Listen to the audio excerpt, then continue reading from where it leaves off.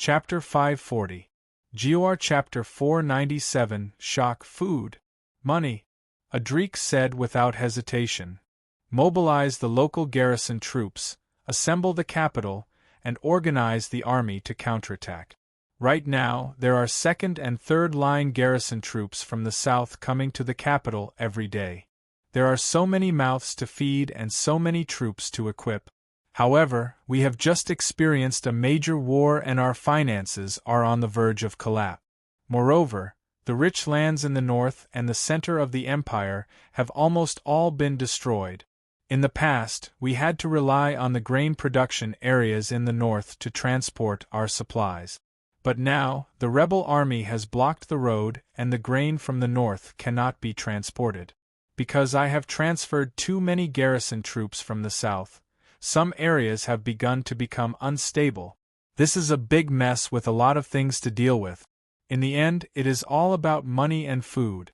No, I believe that the biggest problem General is facing right now is not this, whether it is money or food, they are all just appearances. At this point, the old Prime Minister deliberately paused, then suddenly lifted his eyelids and stared at Audiobook. Word by word, he said in a deep voice, General's greatest difficulty is His Majesty doesn't trust you and is restricting you at every turn. Adrik's face suddenly changed color.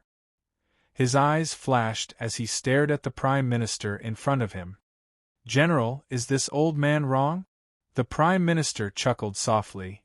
6 days ago, 2,000 men were transferred from the Southern Karenin Regiment. The Ministry of War approved 1,000 sets of weapons and 10 days of military pay, but the Government Council only approved 70%. 3 days ago, the military's logistics department applied for 1,200,000. However, when it reached the government office, it was cut by 40%. Also, His Majesty suddenly ordered the transfer of 2,000 elite soldiers from the south to supplement the Imperial Guard. The old man spoke word by word like the back of his hand. He was also a diligent Prime Minister. These things were clearly stored in his heart. Now that he said it out loud, he did not even need to think about it. Adrik's face grew uglier. These things were all approved by you, sir, he said coldly. Adrik, of course you should understand that although those official replies are my government orders, they are not my personal intentions. Adrik's face was ashen. He looked at the Prime Minister and finally said in a low voice, I, Adrik, am devoted to the country. Other things, I don't need to think about them, and I don't want to think about them. Naive.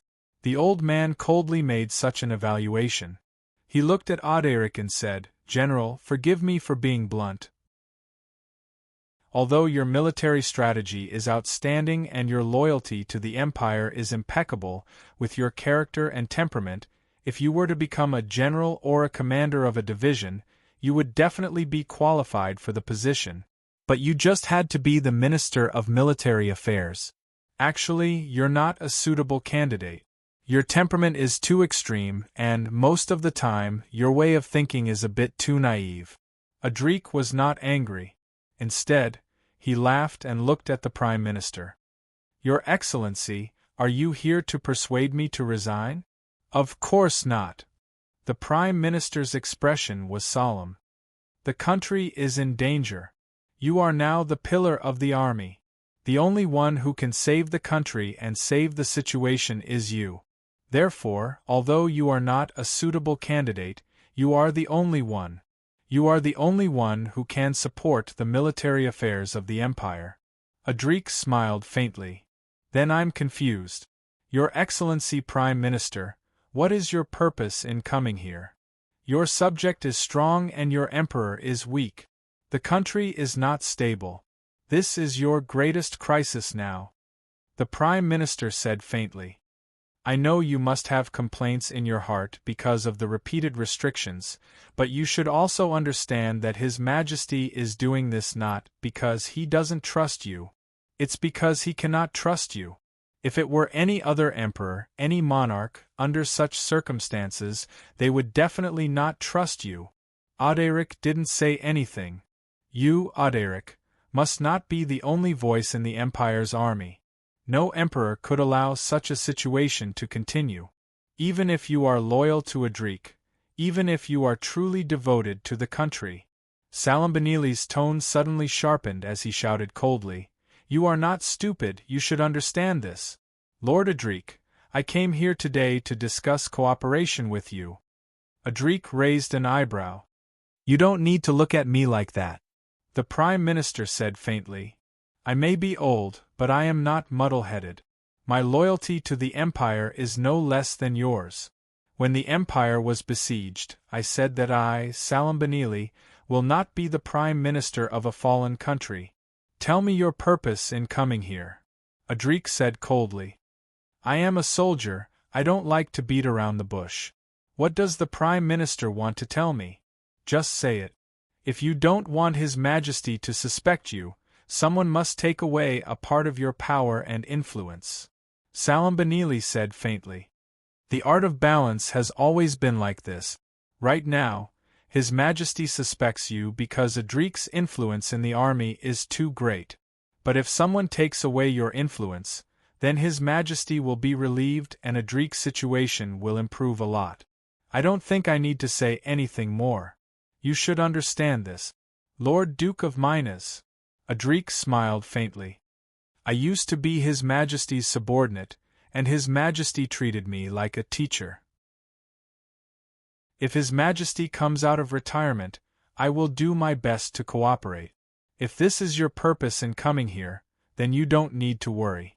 As long as His Majesty comes out of retirement, I, Audiobook, will do my best to support it. It's just that, Prime Minister, it's not my intention to delay the resurrection of the old Duke. And this matter is not something I can control." Salambanili naturally understood Audiobook's words. Whether or not the Duke of Minas could be revived was up to the person in the imperial palace. But Audiobook's agreement made the old Prime Minister feel a little relieved. And from Audiobook's eyes, the old man could see that this iron-willed general was not beating around the bush. He was speaking from the bottom of his heart and was sincerely willing to welcome the Duke of Minas's return. Audiobook didn't care about others trying to weaken his authority. Just this point alone was enough to make the Prime Minister admire him. His Majesty has his own concerns. As officials, we can't say much, the Prime Minister said faintly. But I have a way to urge His Majesty to make an early decision and let the Duke of Minas be revived immediately. But I need your cooperation. I don't know if you... Do you want me to go into the palace and persuade His Majesty? Audiobook smiled.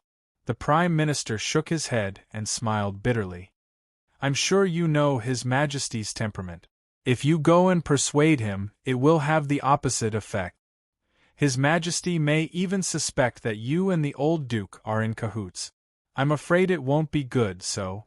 Audiobook was silent for a moment, then raised his head and looked into the Prime Minister's eyes. The two men looked at each other for a moment, then the general finally nodded. I know what to do. When the old Prime Minister heard this, Wu Ran stood up and bowed deeply to Audiobook. With a sincere expression, he said slowly, Thank you. Audiobook turned sideways and said faintly, You are the Prime Minister. I dare not accept such a great bow. This bow is not for me, but for the country. You are deeply righteous and should accept this bow. No one knew about the Prime Minister's secret visit that night. On the morning of the second day, another secret matter quickly spread throughout the imperial capital through various channels. It was said that early in the morning, the Minister of Military Affairs, Audiobook, went to the palace to have an audience with His Majesty and proposed an armament plan for the reorganization of the army. As usual, Emperor Garcia did not immediately agree to all the demands of Audiobook's plan. Instead, he found some problems with it. As usual, there were differences and arguments between the monarch and his subject. But in the past, no matter how stubborn Audiobook was, he would often give up after a few words. After all, the difference in status between the monarch and his subjects was there. He could only silently endure and leave. But this time, Adrik's performance was particularly unyielding. According to the rumors spread by the palace attendants who served His Majesty at the time, Adrik unceremoniously shouted at His Majesty and behaved very disrespectfully. In front of His Majesty, Adrik even clenched his fists and said some offensive words. In the end, His Majesty could not help but angrily rebuke Adrik. "If you act like this, do you have a monarch in your heart? If you don't obey, what will you do?" Adrik replied, "I will decide on my own." With that, Adrik turned and left. He did not even bow to the emperor and swaggered out of the palace. Emperor Garcia was so angry that his face turned pale. Afterwards, he smashed the furnishings in the room. Adrik actually did what he said and really decided on his own. That military order was forcefully implemented in the name of the Minister of Military Affairs. What made the emperor even more furious was that, according to the imperial laws, this kind of military order had to be signed by the Minister of Military Affairs himself and be endorsed by the emperor's seal. But Adrik's handwritten military order, without the emperor's endorsement, was passed unimpeded in the army. In the entire army, no one cared whether this military order was legal or not. This situation not only made Emperor Garcia furious, but also a kind of panic. Later that night, the Prime Minister entered the palace again to have an audience with His Majesty. Seeing the Emperor's still pale and angry face, the old Prime Minister sighed inwardly. Adrik is indeed a man who keeps his promises. In order to cooperate with me, he actually did such a thing. But he should be very clear that by doing so, he is also burying a great disaster for himself in the future. Your Majesty, we can't hesitate any longer. The old Prime Minister spoke softly, then took out something from his bosom and presented it to His Majesty. I just came out from the Duke of Minas's residence. This is the Duke of Minas's personal proposal regarding the establishment of the army. Also, the Duke of Minas and I discussed in detail for the entire afternoon. Prime Minister, you should know that I cannot trust this family. Garcia's expression was gloomy. The Duke of Minas said that he wants young Lord Rodi to join the army and serve the country. However, after Rodi joins the army, he is afraid that he will not have the experience to take care of his family. The old Duke hopes that your Majesty will take pity on him and allow him to send his eldest grandson to the palace to be raised. If your Majesty is willing to accept his eldest grandson as your adopted son, that would be a great kindness. Eldest grandson? Garcia's expression suddenly changed. Because of the relationship between the two families, Rodi was his childhood playmate and they were very familiar with each other. Rodi had always been suppressed by his family and could not retaliate. In the past few years, he had led an uninhibited life.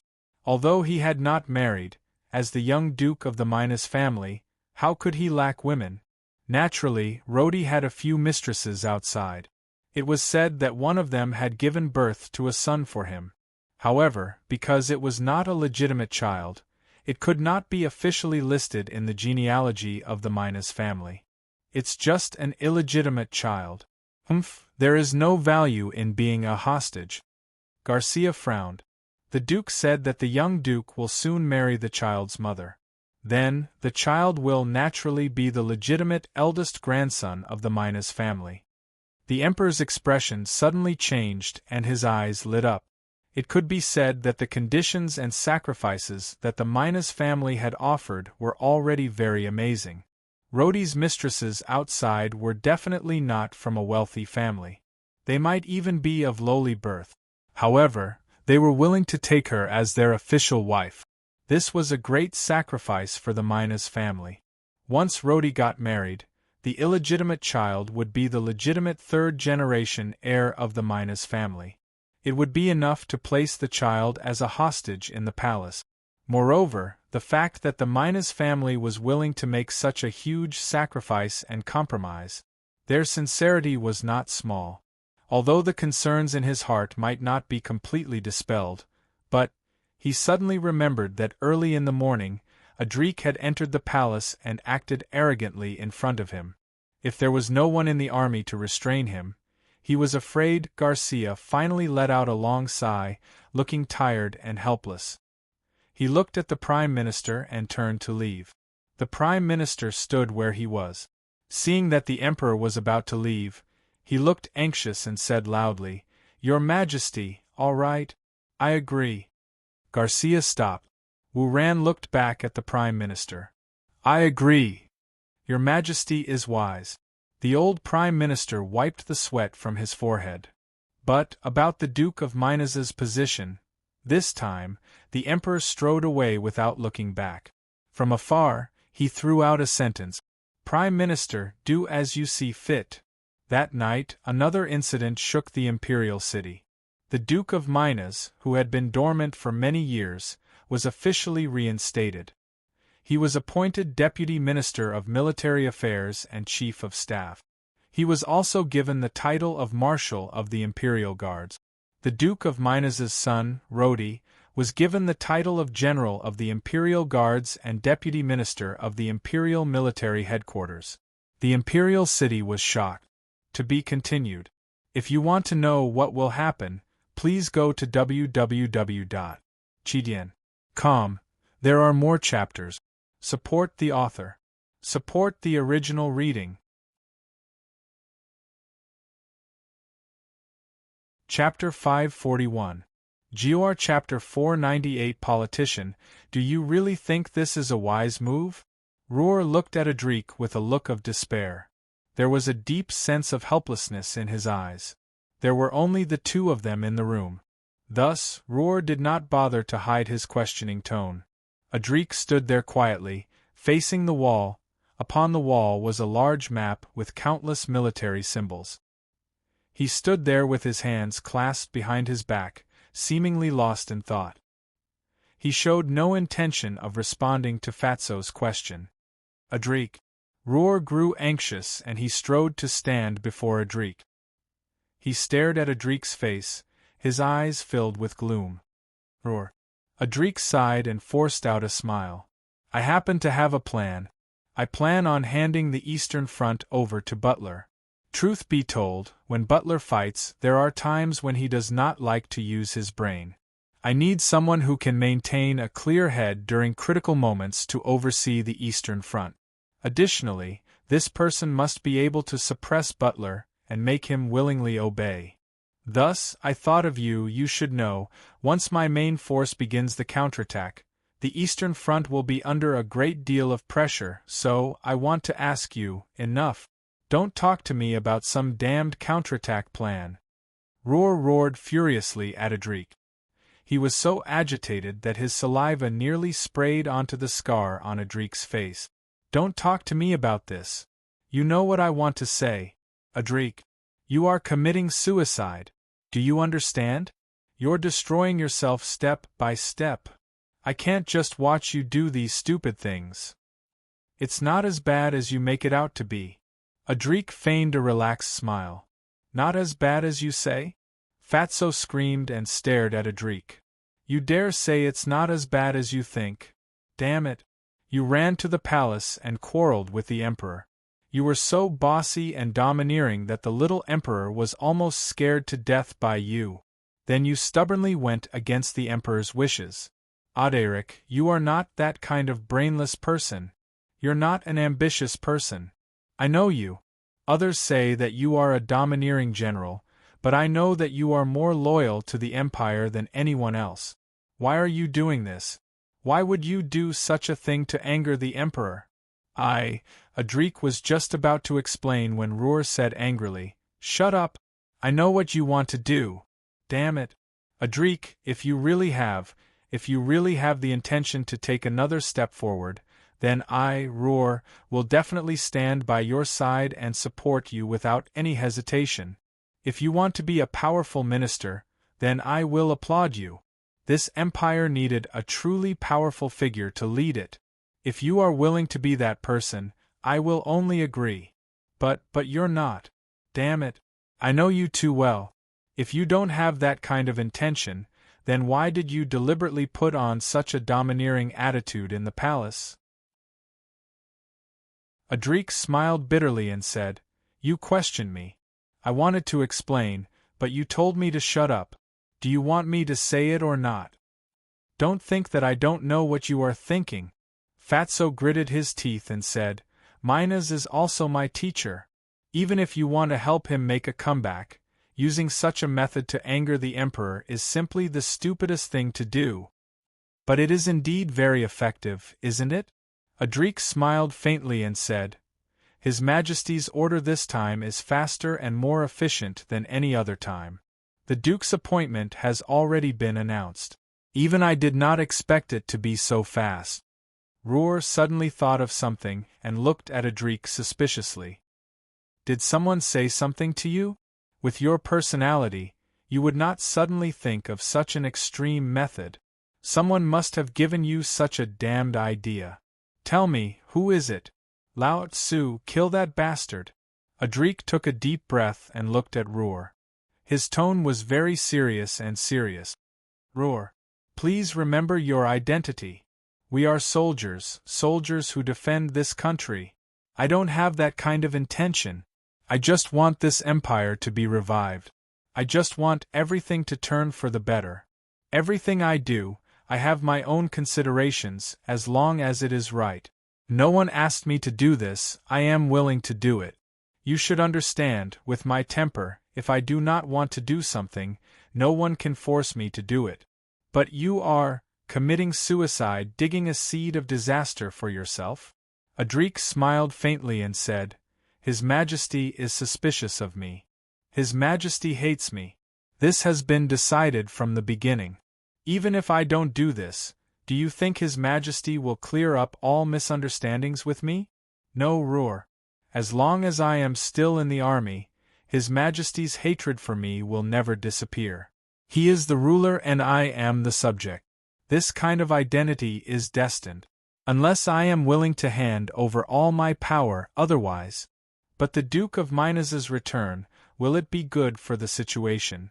Roar swallowed his saliva and gritted his teeth. He whispered, Our teacher, shut up. I don't want to hear any disrespectful words about teacher coming out of your mouth. Adrik said coldly. Teacher is a person of virtue and prestige.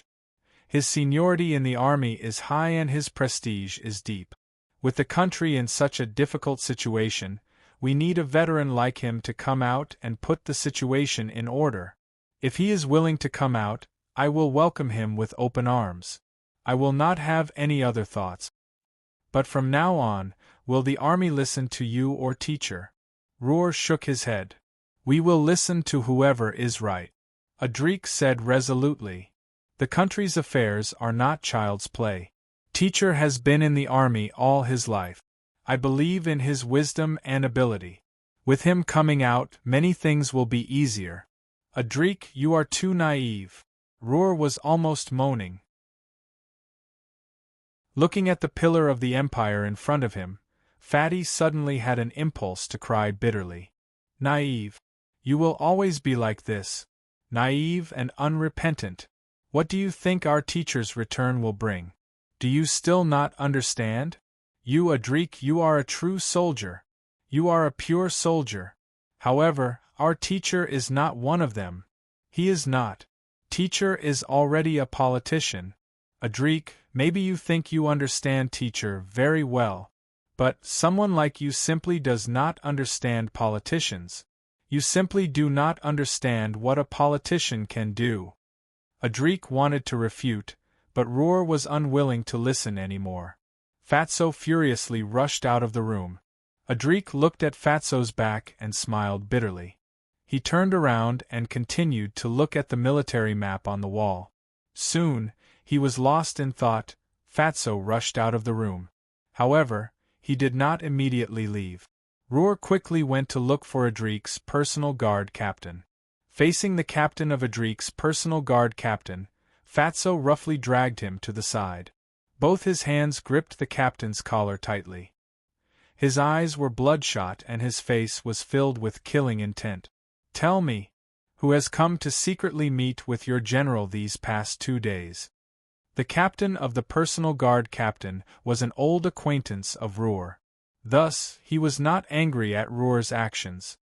He simply replied, "Sir, the general is busy with official business.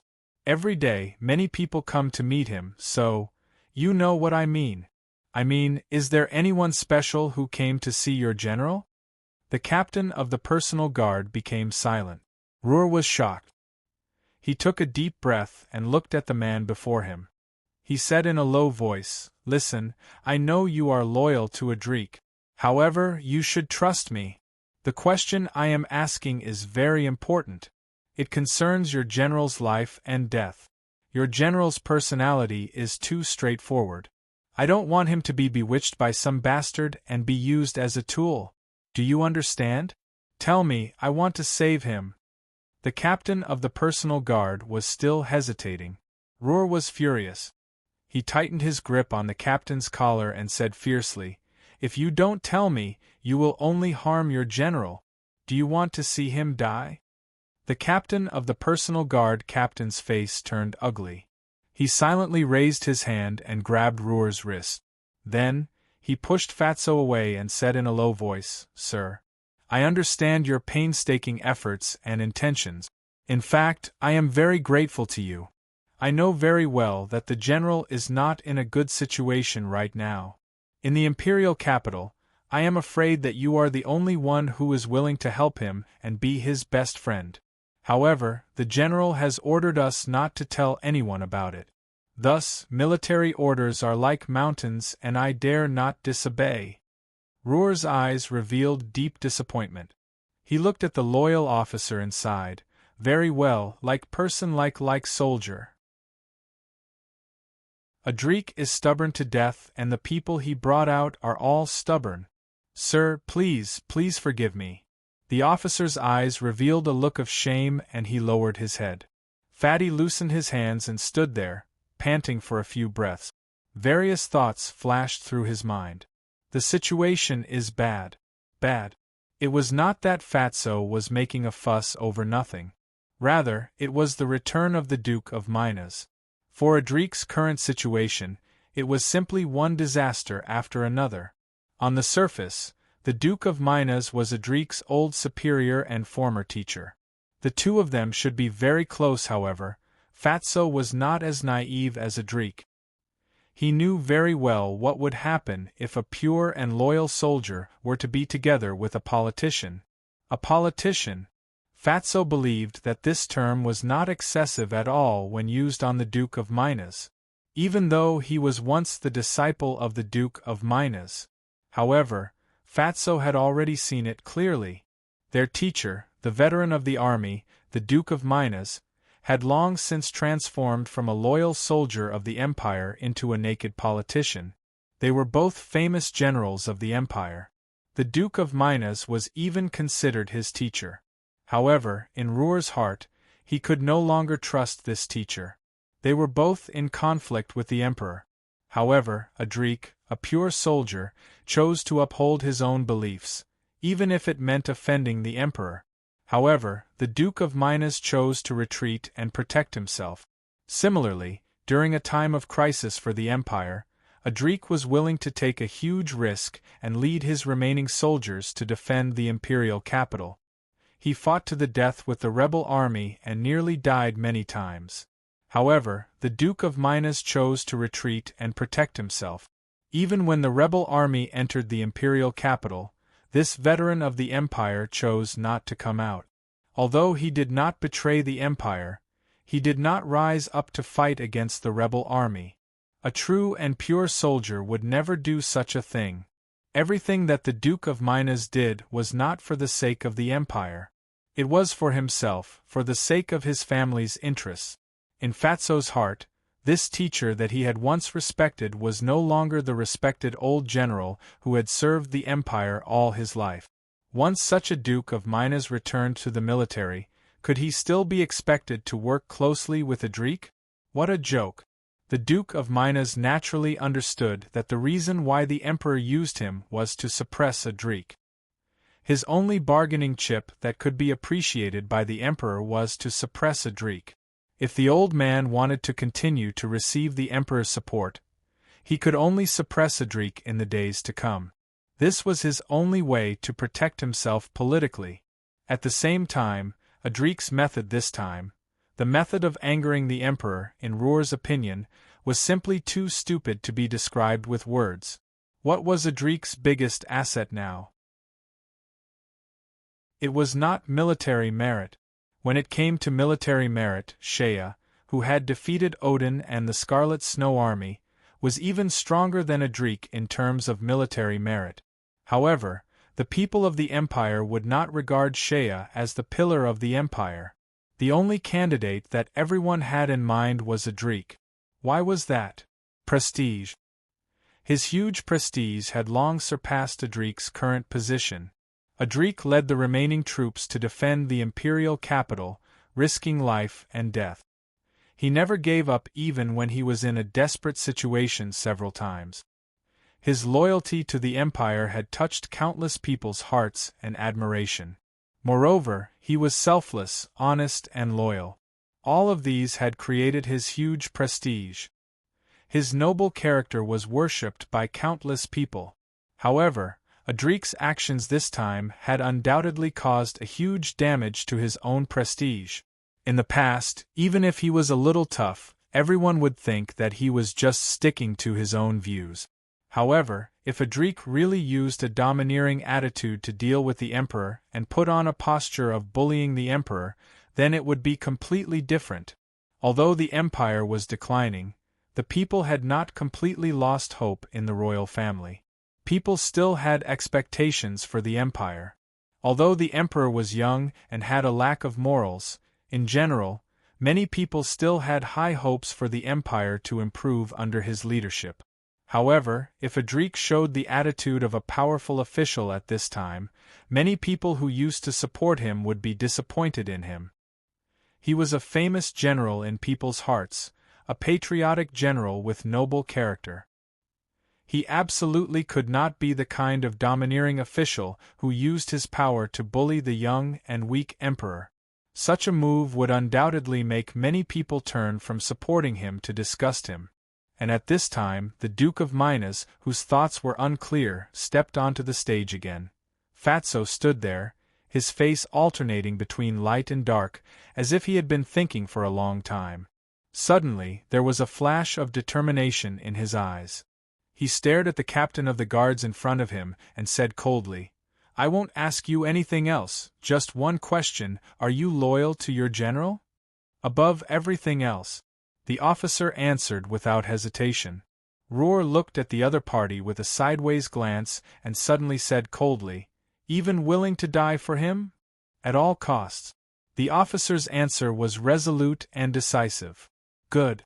Roar rubbed his fists and said in a low voice, "I don't need you to die. But I need you to do something. Remember, this matter concerns the life and death of your general. Is everything ready?" Daphne stood in front of the mirror and looked at herself in the mirror. Her gorgeous clothes showed her status, and the glittering crown on her head. The woman looked at the beautiful figure in the mirror and said lightly, "If you're ready, let's go." But there was no answer from the maid behind her. There was a soft cough. Daphne immediately turned around when she heard the sound and saw her brother standing at the door. The maid in the room had already left at some point. Brother. Daphne forced a smile. Rhodey walked into the room and closed the door behind him. He then stood at the door and quietly stared at his sister. "Oh yes, I almost forgot to congratulate you." Daphne smiled tiredly. "I heard about His Majesty's appointment. Brother, you're already a general of the guards. It's rare to be a general of the guards at the age of 30. Daphne." Rhodey's voice was a little hoarse. Daphne tried to make her smile brighter. "I know that you have been suppressed by father for a long time. This time, brother can finally show his ambition. I believe that brother's talent will be displayed. The glory of the Minas family will be carried forward in your hands. If the price of this position is to sell my sister, then I would rather not have it." Rhodey's soft words made the smile on Daphne's face immediately freeze. She pursed her lips and shook her head. Brother, what are you saying? Isn't that so? Rhodey whispered, his eyes showing pain. I'm sorry, Daphne. I begged father. I begged him bitterly, but he did not agree. I wanted to send you away overnight to the family's courtyard. I do not want you to enter the palace again. Do not say stupid things. Daphne looked at Rhodey and slowly said, I am the Empress. The Empress will of course return to the palace. How can I live in the family's courtyard? Brother, please do not say such things again. Your status is different from now on. You have to be extra careful with your words and actions. Father has changed. Rhodey's voice was cold. He has completely changed. He is no longer the father that I love. In order to regain power, he will do anything. I can accept that he forced me to marry, but to send you back to the cold palace, if possible, I would rather not have brought you home that night, Rhodey whispered. Rhodey whispered, if I had known earlier, I would have sent you away that night outside the city. Daphne sighed softly. She slowly walked up to Rhodey and hugged him tightly. She then whispered, Thank you, Rhodey. Thank you. I know that you love me very much. Since I was young, you have always wanted to protect me. I know, everyone knows. You're the best brother in the world. After that, she raised her head and looked into Rhodey's eyes. She whispered, Do not blame father. In his position, there are many things that he cannot control. He only did what he had to do. As for me, my fate was destined from the beginning. Rhodey, do your best. Don't make my sacrifice worthless, okay? If he does not treat you well, I will definitely. Rhodey clenched his fists, but his voice trailed off. He suddenly felt that he was ridiculous. Is it not good? Garcia does not treat my sister well. The whole world knows that. But what can I do? The other party is the Emperor. Daphne chuckled and helped her brother tidy up his collar. She then looked away and whispered, Brother, if you can, please agree to a request of mine. Tell me. Rhodey immediately shouted. Please, you must work hard. The future of the family is in your hands. Daphne whispered, Only a strong family can protect its people. If you have a daughter in the future, please love her well and do not use her as a bargaining chip. I hope that this kind of sacrifice will end in my generation. In the future, only when you become a strong duke can this kind of thing not happen again. Rhodey's eyes turned red. He suddenly felt that he could not suppress the guilt in his heart. He almost did not dare to look directly into his sister's eyes. Okay, don't be like this. Daphne deliberately smiled faintly. I am going to the palace to be the Empress, not to die. In the Duke's mansion, the carriages and guards were all ready. The palace attendants, the imperial guards and the gorgeous imperial carriage were all parked at the entrance of the mansion. The entire street had been sealed off. The news of the Empress's return to the imperial capital had spread. The imperial guards had completely sealed off the street and no one was allowed to enter or leave. The Duke's mansion was filled with a joyous and lively atmosphere. On one hand, it was because the Empress had finally returned. On the other hand, the old Duke had returned and regained power. Daphne, who was already dressed in new clothes, walked down the stairs surrounded by the palace maids. The attendants and guards in front of her were already kneeling on the ground. Even the old Duke, Minas, had to bow to his daughter, the Empress. Daphne walked up to her father and helped him up with both hands. She looked at her father's silver hair and his brand-new imperial martial uniform. She sighed softly in her heart. There was no longer any emotion in her eyes. She just looked at her father and lightly said, I am leaving, father. Farewell, Your Highness the Empress. The old Duke's voice also did not contain a trace of emotion. To be continued. If you want to know what happened next, please go to www.chidian.com. There are more chapters. Support the author. Support the original reading.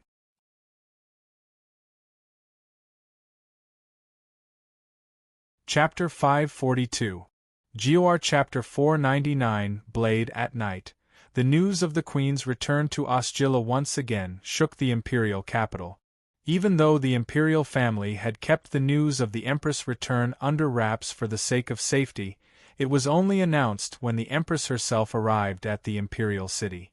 However, as long as one had the slightest inclination to savor the news of the Minas family's resurgence and the Empress' sudden arrival at the imperial city, anyone with the slightest inclination would be able to discern the hidden meaning of these two pieces of news.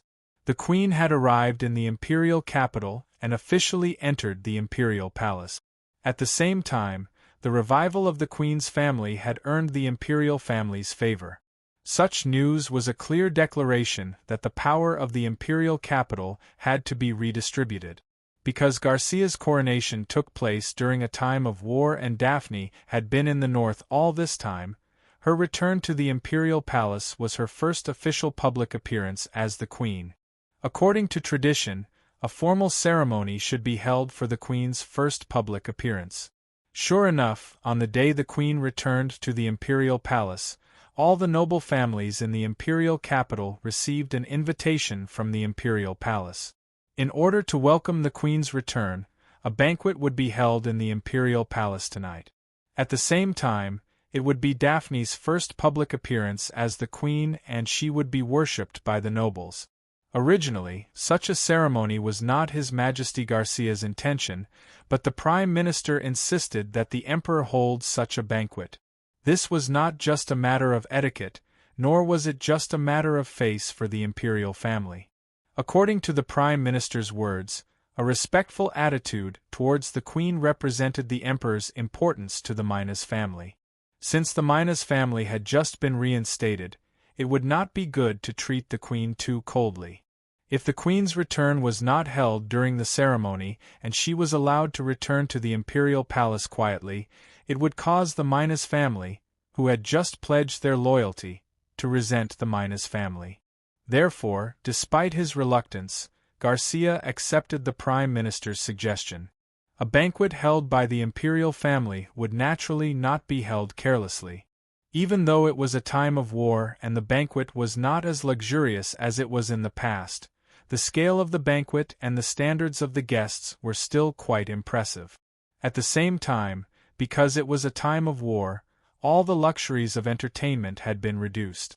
The nobles in the imperial capital who had nothing to do after eating their fill finally found such a rare entertainment activity, so they paid extra attention to this banquet. In the evening, the imperial palace was already filled with people. Those who had the qualifications to be invited to the banquet were naturally the top nobles of the empire, the famous figures of the upper class, and the real power figures in the core circle of the imperial capital. The nobles put on their most gorgeous gowns, and the ladies put on their most expensive and luxurious jewels. The banquet hall of the palace was brightly lit, and the music was melodious. The square outside the imperial palace was filled with the carriages, guards, and attendants of the noble clans. In order to show his respect for the Queen and the Minas family, Garcia even arranged for a guard of honor to be stationed outside the banquet hall. In the huge banquet hall, well-dressed nobles were politely exchanging greetings with each other. Luxuriously dressed noblewomen were holding small folding fans and waving them in a reserved manner. In the air, a faint fragrance and the smell of alcohol mixed together, forming a strange smell. This was a typical social venue of the upper-class society of the empire. The guests were in gorgeous clothes and behaved elegantly. They formed circles according to their closeness to each other or their factions. They were exchanging opinions about the current situation. Of course, those women were more concerned about the gossips and scandals in the circle of nobles in the capital. According to the rules, the Emperor and the Queen were not present yet. However, the atmosphere in the hall was a little strange. It was clear to everyone that this banquet was held by the Emperor to rope in the Minas family. It was also clear that the Emperor had brought up the Minas family to show his opposition to Adric in the military and suppress the excessive influence of Adric's faction in the military. However, tonight's banquet was missing a few of the main characters of the event. The Imperial Military Minister, General Adric, did not attend the banquet because he was busy with military affairs. As for the newly revived Minas family, the Duke claimed that he was ill and did not attend the banquet. The young Lord, Rhodey, also did not attend the banquet. Without the two opposing parties, this kind of banquet would inevitably seem neither fish nor fowl. It was fine if the two military bigwigs were not present, but the other top leader of the empire, the old Prime Minister, Salambanili, was also absent. This gave rise to wild and fanciful thoughts. It was foreseeable that after the revival of the Minas family, there would be a tripartite balance of power in the empire: Prime Minister Salambanili, the old Duke Minas, and the Imperial Military Minister, General Adric. However, the three leaders were all absent from this banquet. What kind of political signal was this? Finally, when the banquet was 1/3 of the way through, the Emperor and the Queen finally entered. Led by the ceremonial music and the honor guard, Emperor Garcia, dressed in gorgeous clothes, walked into the banquet hall with his head held high. He held the scepter that symbolized imperial power in his hand. As always, the young emperor was unwilling to walk side by side with his wife on any occasion. He was like this when he was still the crown prince, and it seemed that it was still the same. Daphne walked 3 to 5 steps behind Garcia. She was dressed in a gorgeous evening gown, and her golden hair was tied up in a noble and elegant bun. There must be a golden crown on her head. When Daphne walked into the hall, her face was calm and reserved. Her steps were calm and elegant, and her eyes were straight ahead. However, everyone could feel that the beautiful queen did not look too good, and her eyes were a little too cold. She followed the emperor to the main seat and sat down side by side. Daphne finally accepted the worship of the dignitaries as the queen for the first time. This bow was an official confirmation of her identity as the queen. Making a public appearance as the queen was also an important condition to win over the Minas family. It was perfectly justifiable. According to convention, the dignitaries attending the meeting would come forward to bow to the emperor and queen in order of seniority. This was an essential part of the traditional process. Throughout the process, Daphne behaved calmly and appropriately. In the face of every noble and dignitary who came forward to bow to her in order, her performance was reserved and elegant, graceful and noble. She did not appear too enthusiastic, nor did she make people feel that she had been left out. This kind of generous demeanor won the admiration of many nobles. From beginning to end, Daphne looked calm. She even knew the identities of all the dignitaries at the meeting like the back of her hand. She would also get up and return the greeting to those with more important identities, and even speak a few words with the other party in a reserved manner. She was already extremely beautiful and had an outstanding demeanor. Anyone who could speak a few words with her would feel like they were bathed in the spring breeze. Many people could not help but sigh in their hearts. The queen's demeanor was so good that even the emperor next to her could not compare.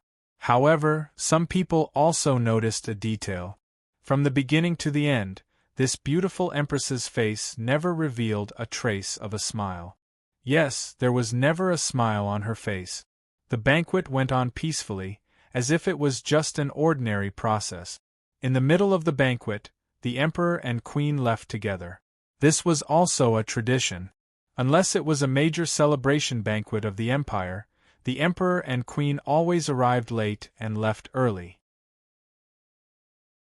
It was just that the departure of the two dignitaries disappointed many of the nobles who had wanted to take advantage of the banquet to find a way to get close to His Majesty to attract the attention of the emperor or queen. After walking out of the venue, Garcia's face quickly darkened. Although he tried his best to remain calm throughout the night, he didn't say a single word to the empress beside him, nor did he communicate with her at all. In fact, after Daphne returned to the palace today, the two did not even see each other. It was just that they finally came together at the beginning of the banquet just now. Daphne's attitude was too calm.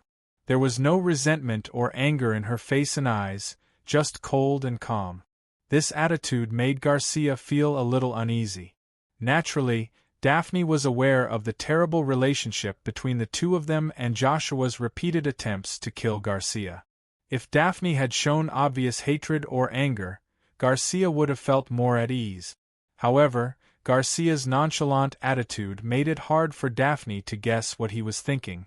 Along the way, the atmosphere was oppressive. When they arrived at the palace, they were already far away from the banquet hall. After turning into a corridor and walking up the stairs, Garcia suddenly stopped in his tracks. He raised his hand and the guards behind him immediately stopped in their tracks. Garcia turned around and looked at Daphne. Because he was standing on the steps, there was a sense of condescension in his eyes. Garcia liked this kind of condescending attitude when he looked at others. It gave him a sense of superiority. He also knew that this kind of attitude could bring some extra pressure to the other party. But this time, his intention failed. Daphne calmly looked up and met the Emperor's eyes. There was no uneasiness or nervousness in her eyes. It was still so calm that it was infuriating. "I think that's it." Garcia deliberately spoke slowly and with a low voice. He intended to put pressure on the other party. "Tonight's banquet is my way of showing respect to the Minas family. I believe you understand what I mean." "Yes, Your Majesty," the Empress replied calmly. "Let bygones be bygones." Garcia still wanted to put on a magnanimous look, but it was obvious that his gesture was not successful. "You still live in your old place. It's already been cleaned up. The servants who serve you are also your old friends. You'll get used to it." "Yes, Your Majesty." The voice was still calm. "I think it's a good choice for everyone to look on the bright side." Garcia lifted his chin slightly. "This is not just my opinion, but also your father's." "Yes, Your Majesty." Daphne's expression was like a statue. "Don't move around when there's nothing important." Garcia looked a little anxious, but when he thought of the Prime Minister's instructions and advice, his tone finally relaxed a little. "If you need anything, let the servants do it. If there's anything you need, your request will be met." "Yes, Your Majesty." Daphne was still neither happy nor angry. Faced with the statue-like Empress, Garcia was annoyed. He felt like he was punching cotton. He could not help but feel stifled. With a heavy snort, he flicked his sleeves and strode away. Behind him, Daphne bowed slightly. Her manner was meticulous and flawless. Daphne's residence in the palace was where Garcia lived when he was still the crown prince. Of course, Garcia himself had never lived here. It was a 4-story building, with beautiful lawns and flower beds in front and back. As the place where the crown prince lived, the standard was naturally not low. There was a set of independent groups within the palace system, including attendants, servants, guards, gardeners, chefs, and so on. Those who served Daphne were her old followers, but Daphne also noticed that none of them were from her family. Obviously, the Emperor's idea was to keep a safe distance from the outside world. Some unfamiliar faces appeared among the attendants, who were obviously the Emperor's trusted aides to monitor her. But Daphne did not care about these. She had already made such a choice and was already aware of it. It was nothing more than being a canary in a cage, and then living like this until the day she died. Although Garcia did not say it explicitly, Daphne knew very well that she was not allowed to leave at will if she lived here. It was as if she was imprisoned. Back in her room, with the help of her personal maid, she changed out of her gorgeous dress, washed off the thick makeup on her face, and dismissed all the attendants around her. When she was alone in the room, the calm and indifference on Daphne's face finally disappeared. She knew that although the attendants had all retreated, there were still guards guarding the corridor. Everyone's movements here were strictly controlled. Who she could see, who she could not see, where she could go, where she could not go, were all strictly restricted. Probably, only in this room did she have a little bit of freedom. She took a deep breath. Wearing only a loose and soft white robe, she did not even wear shoes and walked barefoot to the balcony. As the residence of the Crown Prince, it was naturally gorgeous and extravagant, and the carpet under her feet was also the most expensive handmade luxury. But stepping on the soft, cloud-like carpet, Daphne missed the feeling of standing barefoot on the grass with that person even more.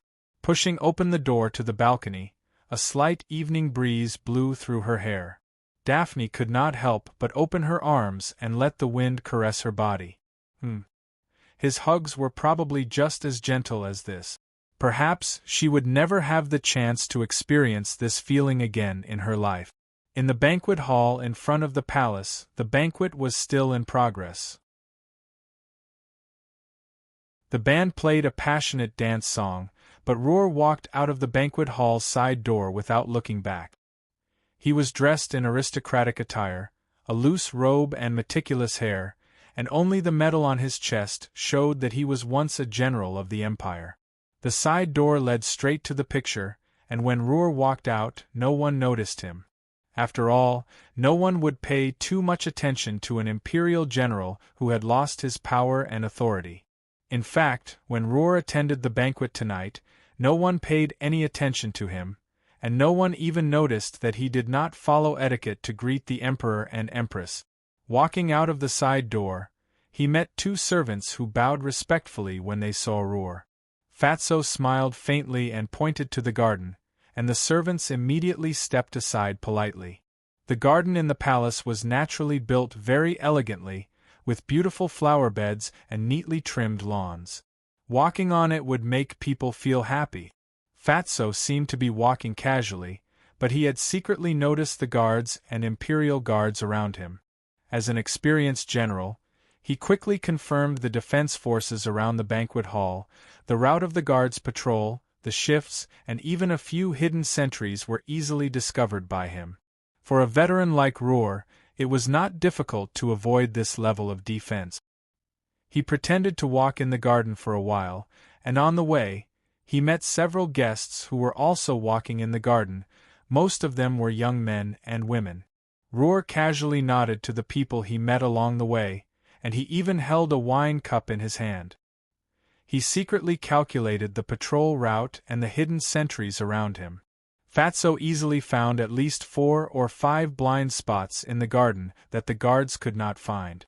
After a while, Fatso disappeared from the garden. No one noticed that a person was missing from the garden. Similarly, in the quiet night, the palace attendants did not notice a black and vigorous figure, like a leopard cat, quickly flitting across the roof. The bloated figure leapt across the roof with an inconceivable agility. Using a strange route, it quickly moved toward the back of the palace. Roar's choice of direction was very clear. He avoided the direction of the Emperor's residence. As a high-ranking general of the Empire, he knew very well how strict the Emperor's bodyguards were. There was also the legendary mysterious expert in the palace. However, Roar's target tonight was not the Emperor. Hidden within his bosom was a dagger, sharpened until it shone brightly and became sharp. He had also soaked it in a highly refined poison. If you want to know what happens next, please go to www.chidian.com. There are more chapters. Support the author, support the original reading.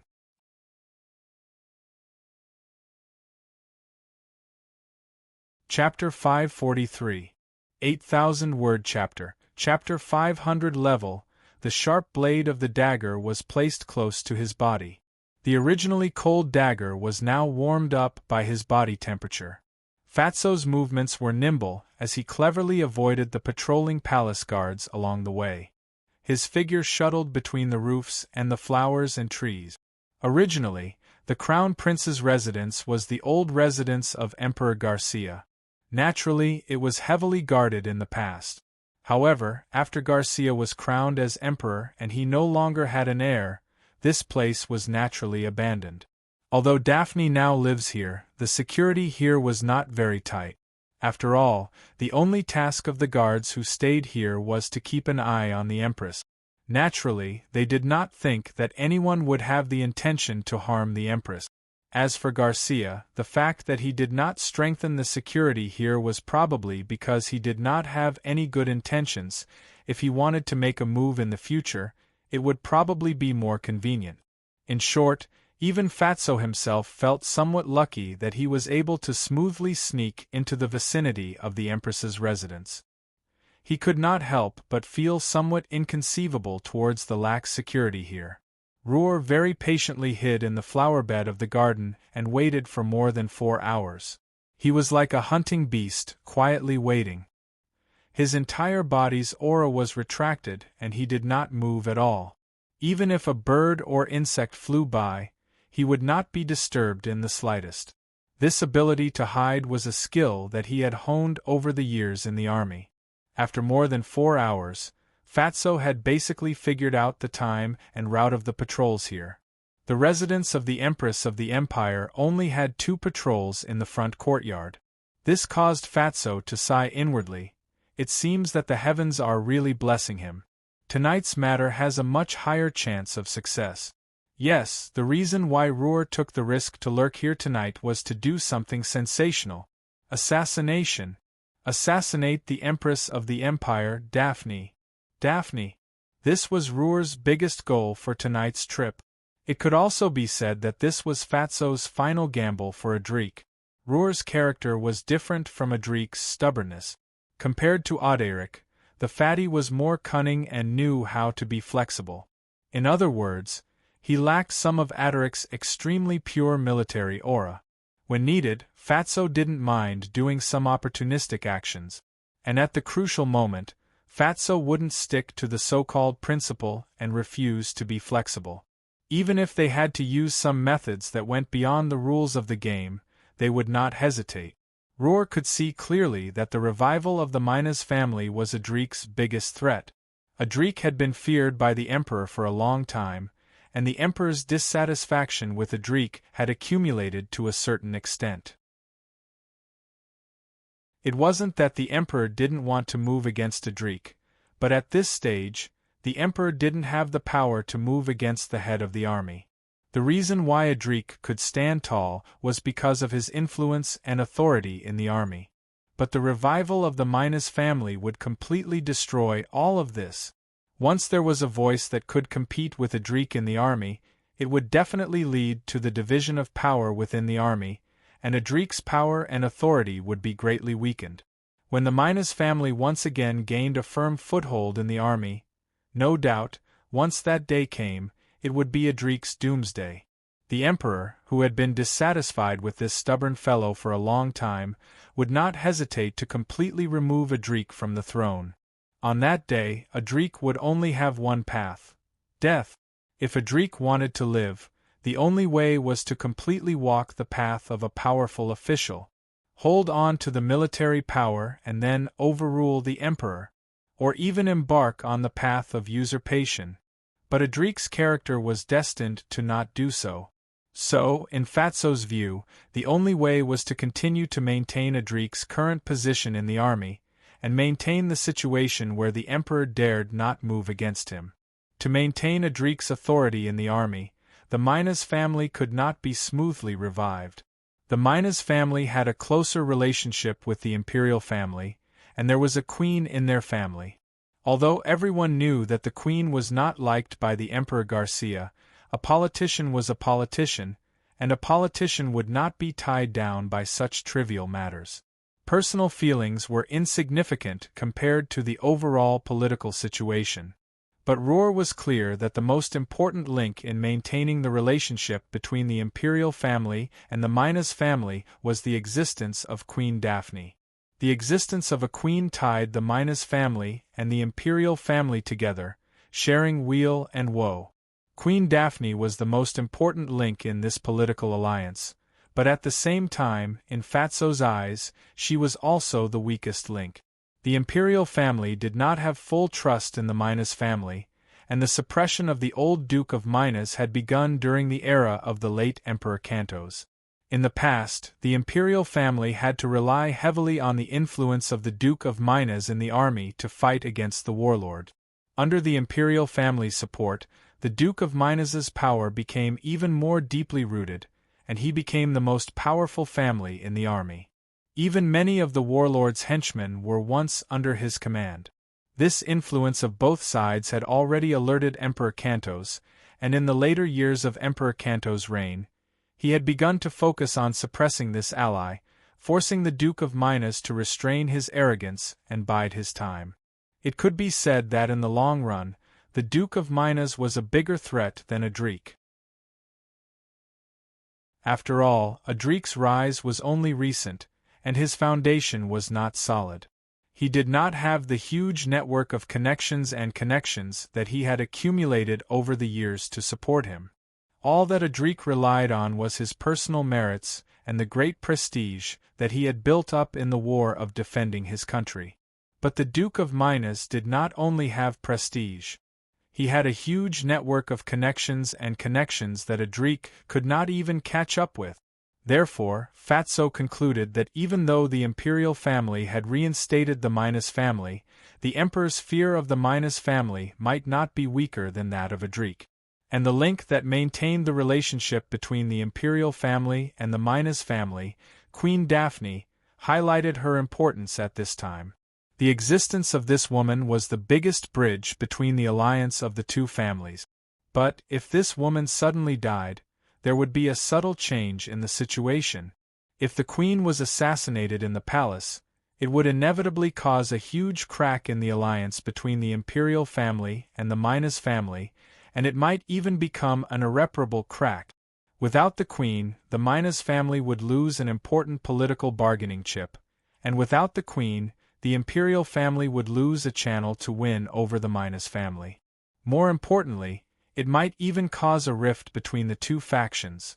As long as there was a crack in the relationship between the imperial family and the Minas family, then it would be very difficult for the Minas family to rise again in the military without the support of the imperial family.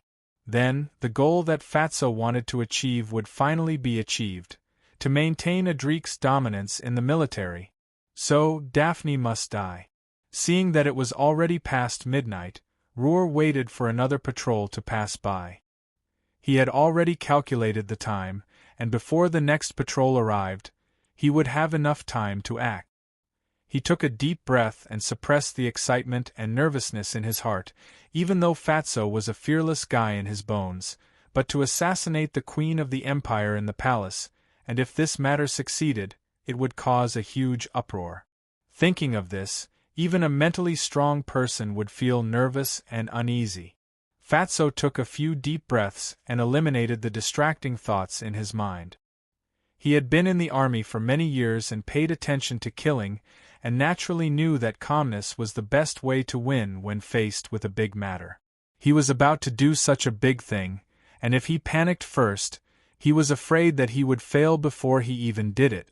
When his mind had completely calmed down, Roer took out a prepared metal mask from his arms.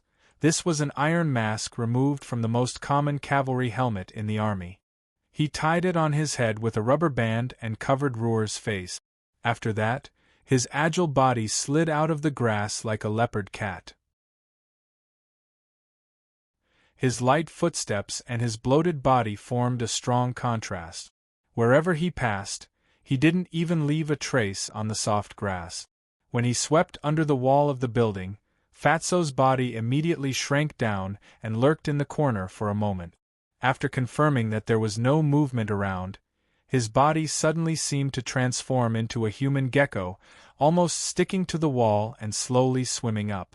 The architectural style of the Crown Prince's residence was full of Byzantium classical architecture. It was a 4-story building.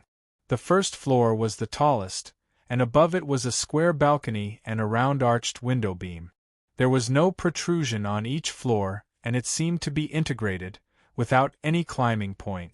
But this was not a problem for Roer, who was skilled in martial arts. Fatso nimbly flipped up to the 4th floor. With a leap, his body hung on the balcony of the 4th floor, and conveniently hid his body in the shadows under the moonlight. Fatso advanced step by step. He waited in the shadows for a moment before he relaxed and stretched out his body. The queen's room was not difficult to find. The largest balcony on the 4th floor must be where the queen lived. Fatso first climbed up to the roof, and then stuck his body on the roof, slithering like a snake. Finally, he reached the balcony and landed on it with a leap. When he landed, Fatso had already determined the position of the landing. His round body rolled on the ground, completely eliminating the force of his landing and lowering the sound to the lowest. The doors and windows of the balcony were wide open, which made Fatso feel lucky. If the windows were closed, then he would have to spend some effort to pry open the doors and windows, which would increase the risk. However, just as Fatty was about to sneak in, he had only taken 2 steps when he abruptly stopped. Inside the balcony's door and window, a chair was placed there, and a figure was quietly curled up in that wide chair. The loose white nightgown was particularly eye-catching in the night, and that head of golden hair seemed to be suffused with a layer of holy light under the moonlight. Queen Daphne! It was so late, but she was still not sleeping on the bed, but sitting on the chair near the balcony. What made Fatso even more shocked was that the queen was not asleep, and that pair of bright eyes were quietly looking at him. In an instant, Fatso was stunned, and his back broke out in cold sweat. His assassination target was actually so close to him, calmly looking at him. There seemed to be some surprise in her eyes, but he was sure that there was no panic or fear. In fact, in Fatso's view, the queen's eyes were too calm. In an instant, Fatso's heart sank to the bottom. Could it be a trap? Looking at the other party's calm expression, this was the first thought that came to Fatso's mind. But he quickly dispelled this thought. His assassination was decided not long ago.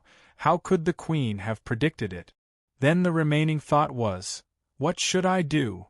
At this time, there seemed to be only 2 choices before Fatso. The first choice was naturally to rush forward and strike with lightning speed. The queen was a weak woman without any ability to defend herself. With Fatso's confidence in his own strength, facing such a weak woman without any ability to defend herself, he could easily kill her with 1 strike. The second choice was to immediately withdraw and flee. After all, this woman was sitting there with a calm expression, unlike the expression of someone who was suddenly attacked. Could it be that she had something to rely on? Or did she have some preparations? In just an instant, a thought flashed through Fatso's mind like lightning. Suddenly, a faint sigh could be heard. Looking at the man in black who had landed on her balcony, Daphne sighed and said faintly, "Is he in such a hurry to kill me? Can't he even wait for 1 night?" Those words caused Fatso's body to tremble. He vaguely sensed that something was not right. Then, a bitter smile appeared on Daphne's face. "All right, do it. I will not resist. Just, please do it cleanly. Try to make it look like an accident, okay?" Fatso was completely dumbfounded. Do it cleanly? Like an accident? The weird thought flashed across Roar's mind in a split second. However, Roar was a decisive person after all. With a murderous look in his eyes, he stepped forward and pounced on Zhang Tai. At the same time, he pulled out the dagger and stabbed it towards Zhang Tai's chest. No matter what, attack first. The cold gleam of the dagger drew an arc under the moonlight. Daphne's lips curled into a bitter smile, but she did not resist or dodge. Instead, she sat quietly on the chair, her eyes closed as she awaited her death.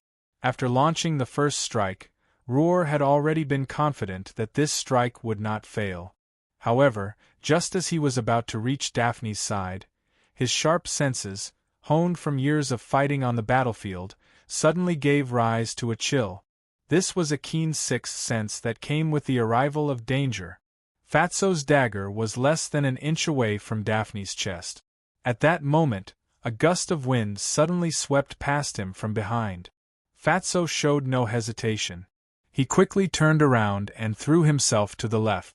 A cha sound of something breaking could be heard. When he landed on the ground, Fatso's face abruptly sank. Only half of the dagger remained in his hand. On the ground was the broken half of the dagger. Beside it was a piece of grass. The shock in the fatty's heart was stronger than anything else he had ever felt before. A piece of grass. A piece of grass that was obviously casually plucked from the grass. The hand holding the dagger was already completely numb. He could not feel anything at all. Clearly, someone in the surroundings had thrown this piece of grass at the last moment of his assassination, and it had actually broken the sharp dagger in his hand. In that instant, Fatso only had one thought in his mind: I've been exposed. Fatso was very clear about his own strength. As a first-rate military general of the Empire, his skills could also be considered a first-rate expert. He possessed the strength of a high-ranking martial warrior, and he had rich battle experience from killing mountains of corpses and seas of blood on the battlefield. Even if he encountered an opponent of similar strength, Fatso had the confidence to win. However, to be able to break his dagger with a piece of grass, such terrifying strength was not on the same level as him.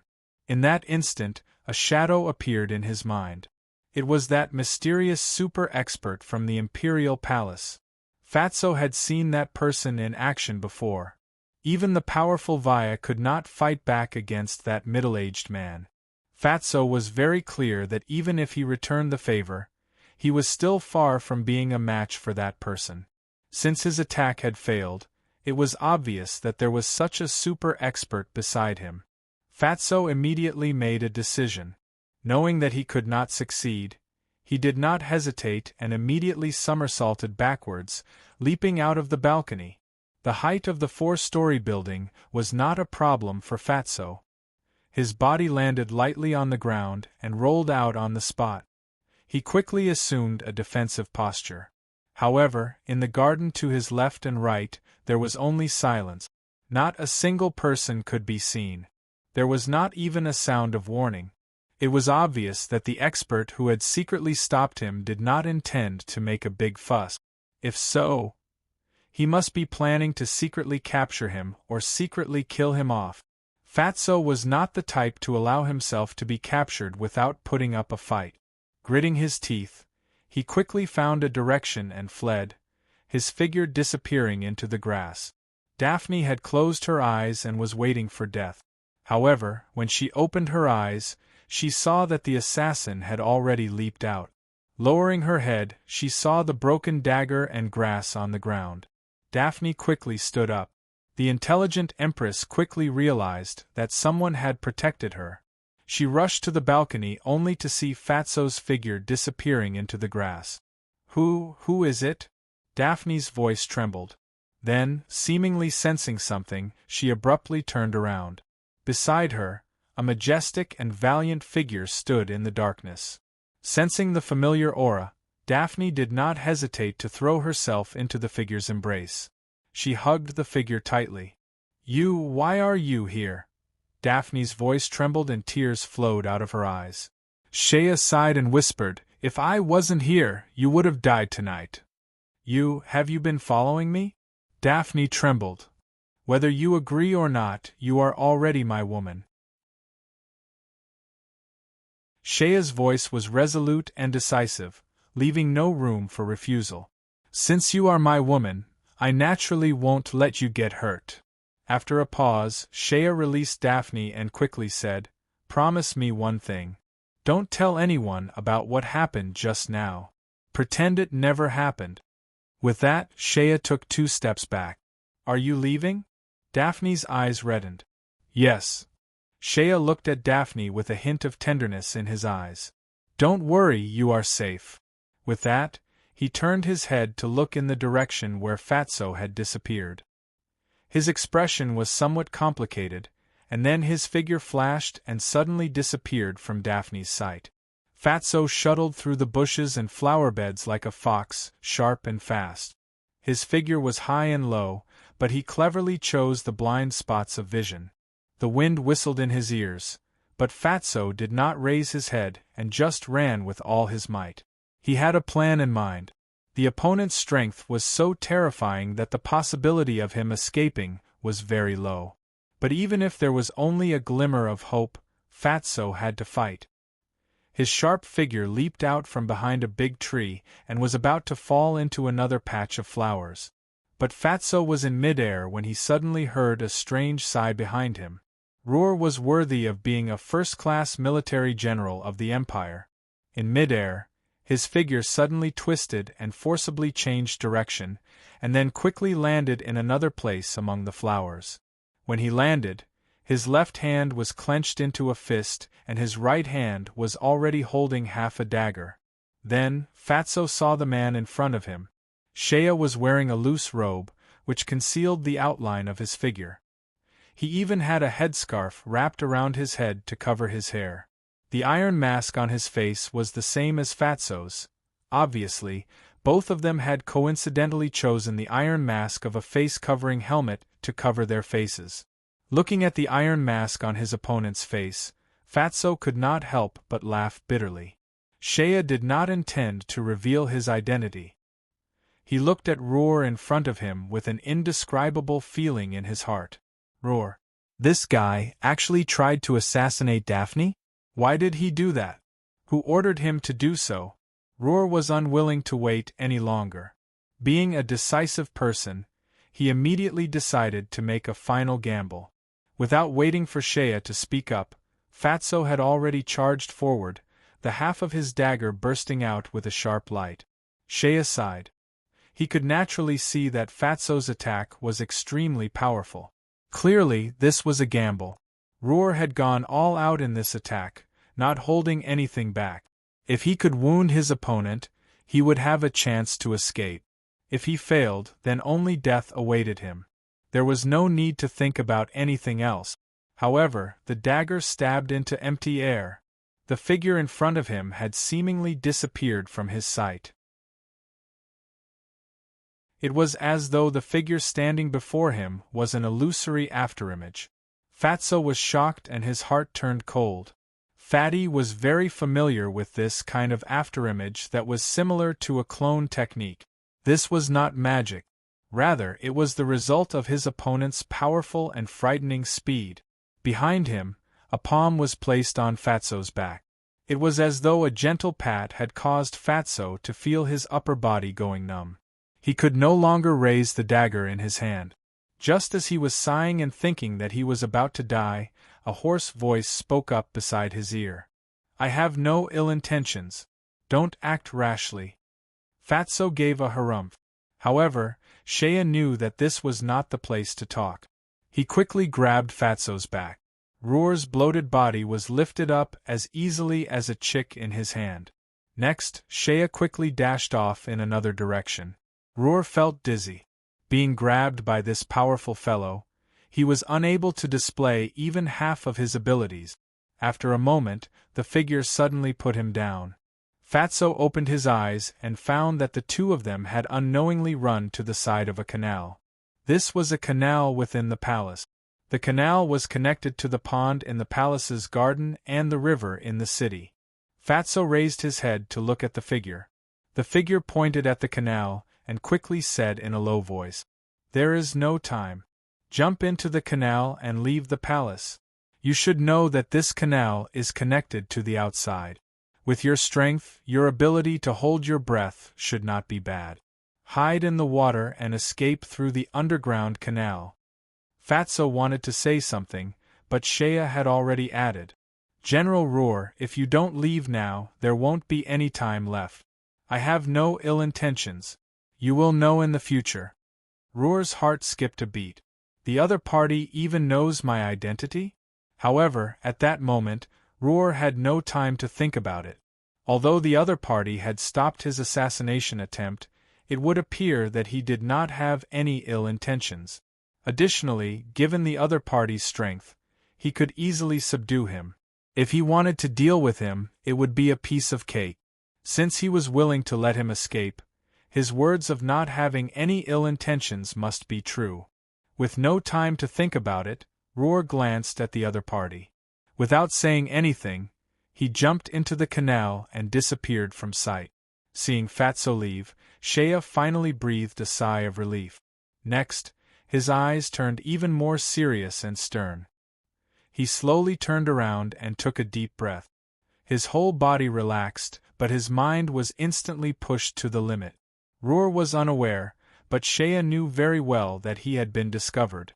Just now, in order to stop Roar's assassination attempt and subdue Roar, Shea had no choice but to utilize an extraordinary level of power.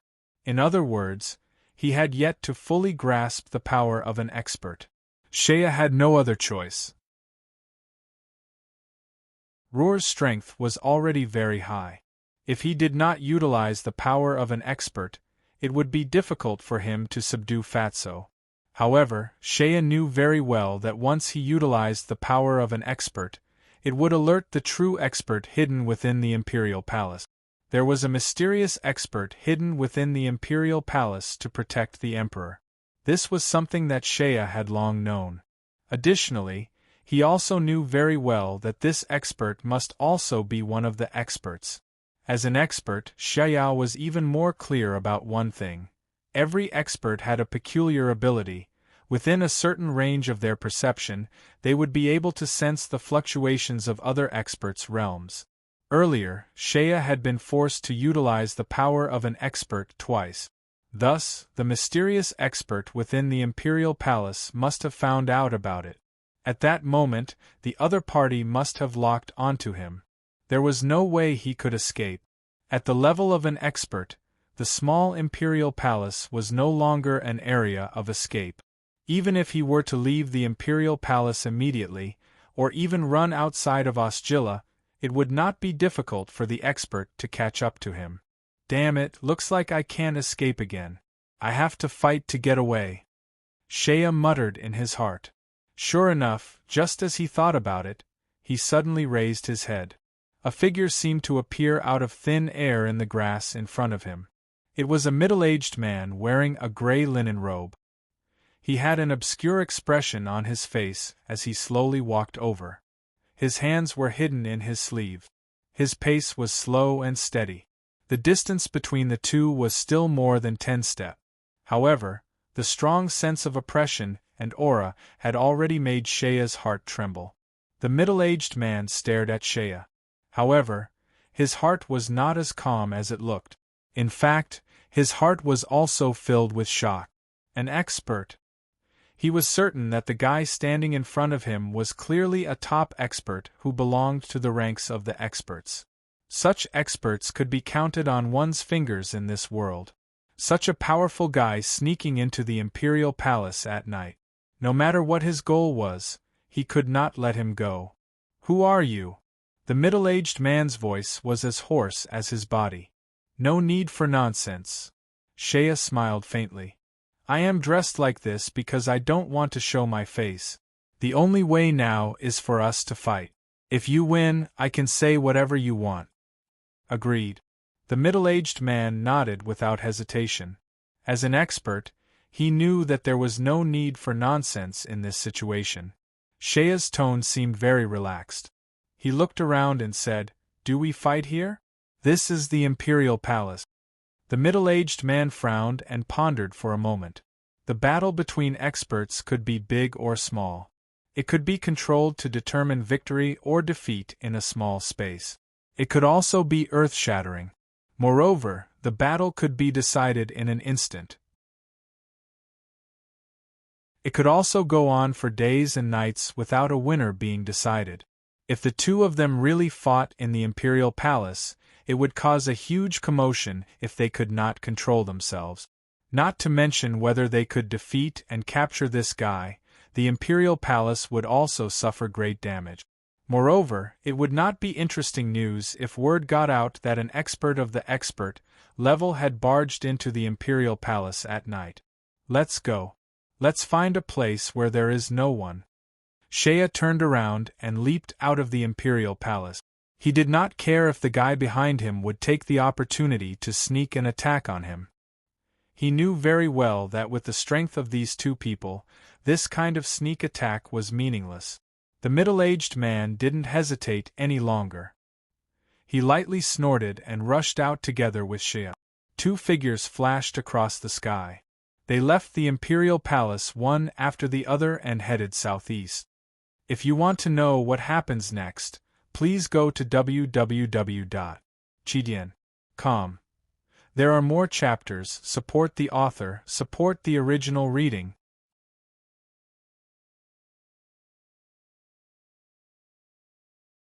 Chapter 544. 10,000 Word Chapter. Chapter 501 Duel. At night in Osgilla, the city was silent. The huge damage caused by the war had not yet recovered, causing the once most majestic city to lose its former vitality and vitality. At night, two figures streaked across the sky above the city, bringing with them a gust of wind that was not even noticed. Although the enemy was right in front of them, if not counting His Majesty Odin, the mysterious master in the palace was probably the most powerful opponent Shea had faced since his debut. Of course, Demandra's was not counted. When he faced the serpent because of the sharing of life, Shea actually had the upper hand and was not really threatened. As for Hasting and the others, they didn't really fight against each other. The middle-aged man in the imperial palace was the strongest opponent that Shea had to fight with all his strength since his debut. Even in the face of such a strong enemy, Shea's state of mind was unexpectedly calm at the moment. Even he himself was surprised by his calmness and composure. Probably as his strength improved, he became more and more confident. After all, he had stepped into the ranks of the strong. With a different realm, all kinds of temperaments had changed dramatically. If it was him in the past, he would probably be boiling with excitement and fighting spirit.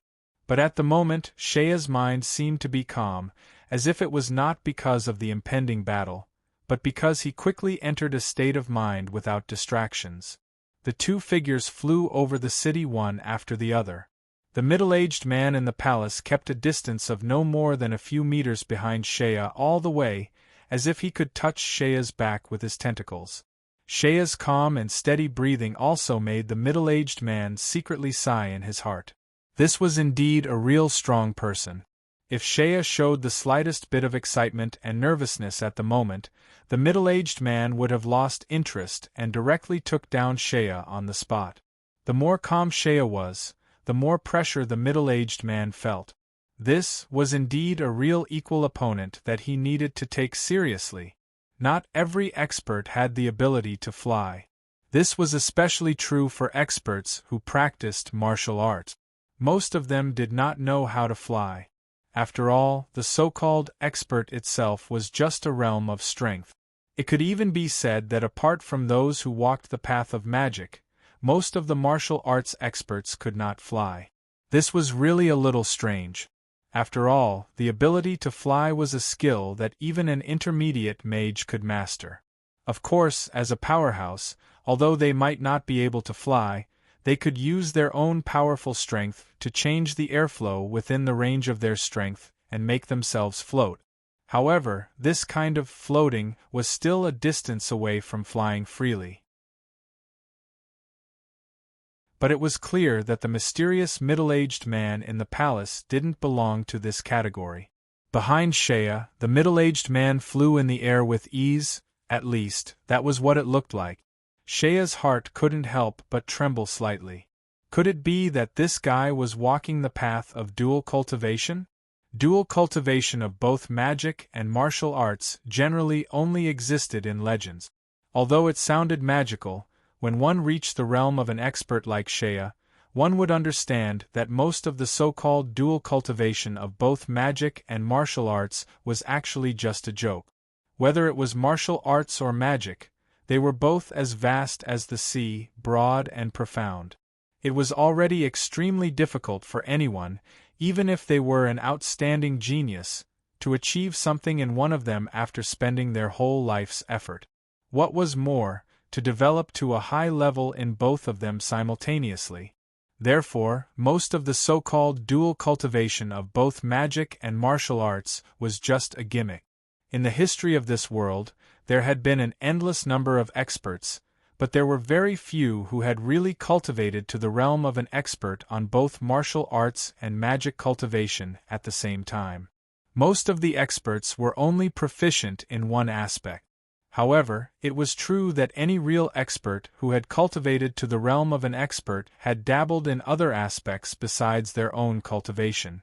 For example, Merlin. Although he was walking the path of magic, he had dabbled a little in martial arts, but this kind of dabbling could not be considered as a true, dual cultivation of both magic and martial arts.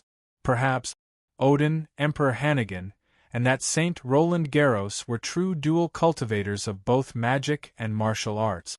This middle-aged man's flying posture was light and graceful. Shea began to suspect that the other party had cultivated a certain level of wind-type magic, but he immediately dispelled this thought. Probably, this middle-aged man was carrying some wind-type magic equipment on him. This possibility was higher. As for Shea himself, he was very generous in using his own treasures. A pair of wings of the wind from the elves. These wings of the wind were the magical equipment of the elves brought by Vivian and the elves who ran to Shea's territory. It was said to be very precious. Even among the elves it was a rare item. However, this country bumpkin had an extremely powerful adoptive mother, Lady Merlin. This so-called precious magical equipment was not so rare. Shea had never been able to see through the relationship between Merlin and the elves. However, Shea could understand the respect and reverence that Vivian and the other elves had for Merlin. Merlin was also very kind to her adoptive son. Although she usually beat and scolded him, she was actually very good to Shea. The pair of wings of the wind on Shea's body was obtained by Merlin from the elves in the name of magic research. Then, no one knew how Merlin tinkered with it, but she actually made a pair of them in her magic laboratory. It was said that the materials used were better than those used by the elf. Such a treasure naturally fell into the hands of Shea. Although the wings of the wind was a rare piece of equipment that allowed the user to fly freely, it was still a piece of equipment that relied on external forces. It had its own flaws. In addition to the fact that it did not have the ability to fly, it was also limited by speed and time. When the wings of the wind were used, the maximum speed of flight was only twice as fast as a galloping horse.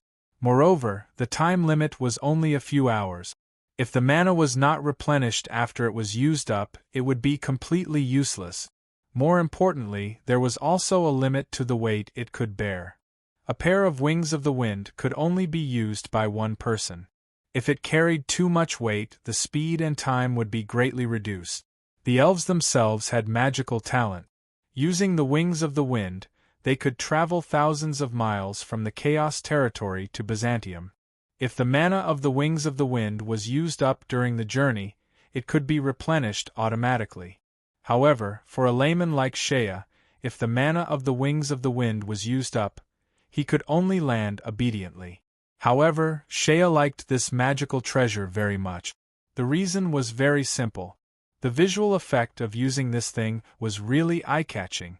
The pure white wings were attached to his back and shoulder blades. The effect of magic made the wings almost fuse with the flesh of his body and shoulder blades. The snow-white wings were like a pair of large and holy angel wings. When they spread out, they were close to 3 meters long. Especially when flying against the wind, when such a large pair of wings spread out, it was full of grandeur. Moreover, Merlin loved Shea so much that he personally made this pair of wings for Shea. Naturally, there would be some other effects. The two powerhouses flew all the way to the southeast. Soon, they were above Osgilla, crossed the port area, and entered the vast sea. Shea calculated the time in his heart. After flying for so long, they were already quite a distance away from Osgilla. The lights of Osgilla's port area were almost invisible at night. Only then did Shea suddenly stop in the air. Behind him, the steady voice of the middle-aged man sounded, "It's about time. Let's do it here." Shea immediately turned around and spread his wings. He pulled away from the middle-aged man and stared into his eyes from afar. The middle-aged man's hands were still tucked in his sleeves. His body floated in the air. The night sea breeze blew his hair and exposed his face that was originally covered by his hair. That seemingly ordinary face seemed to faintly radiate an extraordinary brilliance. This was a special aura that belonged to a powerhouse. Shea took a deep breath and smiled faintly. Very well, let's do it here. In order to hide his identity, he used a loose robe and iron mask. Shea naturally would not be stupid enough to take out his iconic fire fork. Shea's identity was now different. Everyone in the Empire knew many of the habits of this amazing young general from the north. Even the weapon that this young famous general of the Empire often used, which was shaped like a fire fork, had become the butt of many people's joke. If Shea took out the fire fork now, it would be tantamount to announcing his identity. A country bumpkin was not that stupid. The middle-aged man's eyes were like sharp needles. That gaze did not seem to be sharp, but it seemed to have substance. Being stared at by such a gaze, Shea snorted coldly. "Do you want to use your aura to suppress me?" The middle-aged man slowly stretched out his right hand. His hand came out of his sleeve, and there was a thin, long sword in his palm. The sword was slender and thin, and the blade was almost translucent like a cicada's wing. However, it faintly exuded a chill, which immediately made Shea's heart tremble. This weapon was definitely not an ordinary item. Furthermore, how did this guy manage to hide such a long sword in his sleeves? The other party's weapon was obviously a sharp weapon. His own divine weapon, the fire fork, could not be used. If he used an ordinary weapon, then he would be looking for trouble. However, this country bumpkin naturally had a lot of trump cards in his hand. He smiled faintly and took something out of his sleeve. 2 small crystals. They were the mysterious crystal sword hilts that he had found in the ancient gnome's ruins. The 2 crystal sword hilts were gently touched by Shea's hand and immediately fused together. The 2 ends of the sword hilts simultaneously emitted a thin and long light. The sharp aura in the night sky was incomparably dazzling. Suddenly, the middle-aged man's eyes trembled. Obviously, this was a magical weapon that belonged to the ancient gnomes. This middle-aged man naturally had never seen it before. In Shea's hand, the weapon transformed from the 2 crystals became a double-headed long sword. He held the crystal in the middle, and the 2 ends of the sword transformed into a sharp light. It was like a double-edged, double-headed lightsaber in his hand. Shea even gently shook his wrist, and the double-headed lightsaber in his hand immediately drew a ball of light. The middle-aged man's initial surprise quickly calmed down. His eyelids drooped slightly, as if his whole body's aura had been restrained in an instant. However, almost at the same time, he had already made his move. A figure was clearly more than 10 meters away, but in an instant, it had already appeared in front of Shea. The thin, transparent long sword had directly pierced Shea's eyes between his eyebrows. Such sharp speed was a unique skill that belonged to experts at the level of experts. The middle-aged man's speed was fast, but Shea was already prepared. When the tip of the middle-aged man's sword seemed to be about to touch Shea's eyebrows, Shea's figure seemed to have disappeared quickly. The sword seemed to have pierced the air. In the next moment, Shea had already appeared a few steps away. The lightsaber in his hand was already horizontally across. The lightsaber cut through the air silently, but it directly slashed towards the middle-aged man's waist. When the 2 of them made their move, they displayed the super speed of experts. The 2 figures repeatedly flashed in mid-air, disappeared, and flashed again. In just a few breaths of time, they had already exchanged more than 10 blows. However, both of them were extremely fast, and both of them had the idea of fighting speed with speed. In more than 10 exchanges, their moves were fierce and ruthless. Every blow was aimed at the opponent's fatal point. However, both of them were equally fast, and no one was faster than the other. They had exchanged more than 10 blows, but they had dodged all of the others' attacks. From the beginning to the end, their weapons had not even collided once. This sudden storm of fierce attacks came and went quickly. The 2 of them seemed to have a tacit understanding at the same time, knowing that their speed was not as fast as the other. After more than 10 exchanges, the two transformed figures suddenly separated from each other, staying in the air with a distance of more than 10 meters between them, once again forming a confrontation. The middle-aged man's expression was calm, but the gaze in his eyes was getting colder. Shea also narrowed his eyes. His breathing was steady and slow. His face was covered with an iron mask, and his expression could not be seen. However, the country bumpkin's heart was not as calm as he appeared. Expert. This was the first time since Shea's debut that he had relied on his real strength to contend with a real expert, and they had fought to a draw. Just now, in just a few breaths of time, the two of them had exchanged more than 10 blows. In fact, it was just a test, but for Shea, the experience in his heart was far beyond his own imagination. Expert. This was the power of an expert. This was the taste of a showdown between experts. Although Shea had rich combat experience, his experience in fighting against experts was very weak. Although he had encountered many experts, such as Hastings, Demandras, and even the Emperor Odin, he had always been the weaker one. Moreover, his strength had not entered the realm of an expert, so he could not really experience more things. But today was different. Using the strength of an expert to contend with another expert was, without a doubt, sufficient for Shea to have a deeper understanding of the strength of an expert and to experience the taste of this realm. Just now, in the 10 or so exchanges of attacks at the beginning, Xiaoyao was actually in a somewhat difficult situation.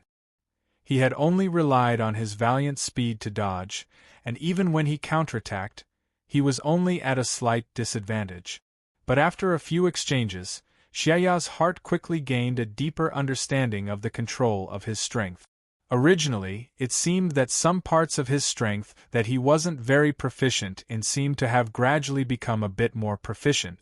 Especially the last blow just now.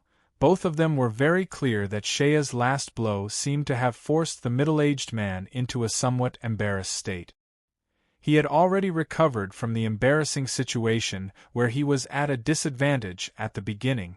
The middle-aged man's heart became more and more dignified as he failed to gain the upper hand in a short period of probing. He was also quickly guessing the identity of his opponent. In this world, the number of experts could be counted on one's fingers. The middle-aged man was certain that he knew all the experts who were still alive in the world. But after more than 10 exchanges of blows just now, he was even more at a loss. This opponent's strength was swift and fierce, but his moves were very unfamiliar. It was difficult to discern the identity of his opponent from his move. I don't believe that I can't force out your identity. The middle-aged man snorted coldly and suddenly stretched out his left hand that had been hidden in his sleeve. The skin of his left hand was pale and bloodless, as if it was very different from the rest of his body. He stretched out his left hand into a palm and suddenly waved it gently. Suddenly, a circular light appeared in front of him. The thin and long sword in his right hand had already been loosened. The sword floated in the air and quickly melted into the circular light. Under Xiaoyao's astonished gaze, the middle-aged man's sword quickly began to split apart within the light. In an instant, the sword transformed into more than 10 swords. The swords formed an arched circle within the light. Following the movements of the middle-aged man's left hand, more than 10 swords were pointed at Shea at the same time. As Shea was feeling puzzled, his opponent's second wave of attacks had already begun. More than 10 sharp swords flew out at lightning speed. In the blink of an eye, they had appeared around Shea's body. The tips of the swords were all aimed at Shea's body. To Shea's surprise, this middle-aged man was not only able to control the swords to attack him from the air, these 10+ swords appeared to be real. They were not illusions. More than 10 sharp rays of light pierced down from different parts of his body, causing Shea to feel extremely distressed. What caused Shea to feel even more vexed was the speed of these 10+ swords. Every strike, every stab was extremely fast. It was in no way inferior to the speed at which the middle-aged man had attacked earlier. The attack of each sword, from the power to the speed, was clearly at the level of an expert. More than 10 swords circled around Shea and flew up and down. It was as though Shea was being attacked by more than 10 experts at the same time. Shea did his best to dodge twice. The light sword in his hand was like a windmill as it spun in a circle. Ding ding dang dang sounds could be heard. Like a summer storm, sparks of light flashed incessantly around Shea's body. Shea's speed had been raised to the extreme. However, no matter how he dodged, the attacks of more than 10 experts were not something that he could rely on his own speed to dodge. He barely managed to block a few attacks and soon felt that he could no longer endure it. With a few chi-chi sounds, the robe on his body had already been cut into several pieces. The tattered robe fluttered in the sea breeze, and was instantly torn into powder by the dozen or so sharp swords flying up and down. Although the double-edged lightsaber in Shea's hand was barely able to parry, it was still able to block a few attacks. What made Shea pleasantly surprised was that the opponent's clones of sharp swords did not seem to be as miraculous as he had imagined. His lightsaber was really sharp. After several consecutive parries and weapon collisions, Shea directly broke the opponent's 3 swords in one breath. However, before Shea could rejoice, the broken swords disappeared in the air and immediately transformed into even more swords. However, after a few more exchanges, although Shea went all out to support himself, the result was that his robe was cut 7 or 8 times, and several places such as his arms and shoulders were pierced several times. Although the opponent's long sword was broken a few times by him, it immediately transformed into new ones. The original more than 10 sharp swords had now become more than 20. Shea angrily rebuked again and again. The little bit of confidence that he had built up from the opponent's probing attacks was instantly suppressed. This is indeed the realm of experts. These experts of the present age, none of them are easy to deal with.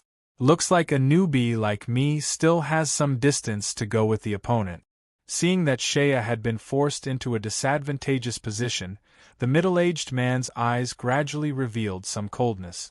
This doppelganger sword skill was a new consummate skill that he had painstakingly practiced in recent years. Unlike ordinary doppelganger skills, each sword that was formed was full of the strength of the original body. Falling into his sword net was almost equivalent to being attacked by more than 10 of himself at the same time. The middle-aged man had suffered a great loss in his early years. Learning from the painful experience, he painstakingly practiced this consummate skill for many years. Originally, he wanted to use it to wipe away his shame. Even he himself didn't expect to use it today.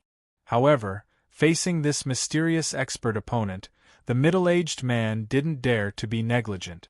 Moreover, he had the responsibility of protecting the palace. Even if he was willing to fight with Shea, he didn't want to delay the time. He wanted to end the battle quickly. Therefore, in his heart, he directly displayed this new consummate skill that he had painstakingly practiced. Sure enough, seeing that his opponent was in a predicament, the middle-aged man's heart was finally relieved. He couldn't help but feel a little proud. It seemed that the result of his painstaking practice for many years was not bad. Although his opponent was also an expert, when he fell into his consummate skill, he immediately faintly felt that he was no match for him.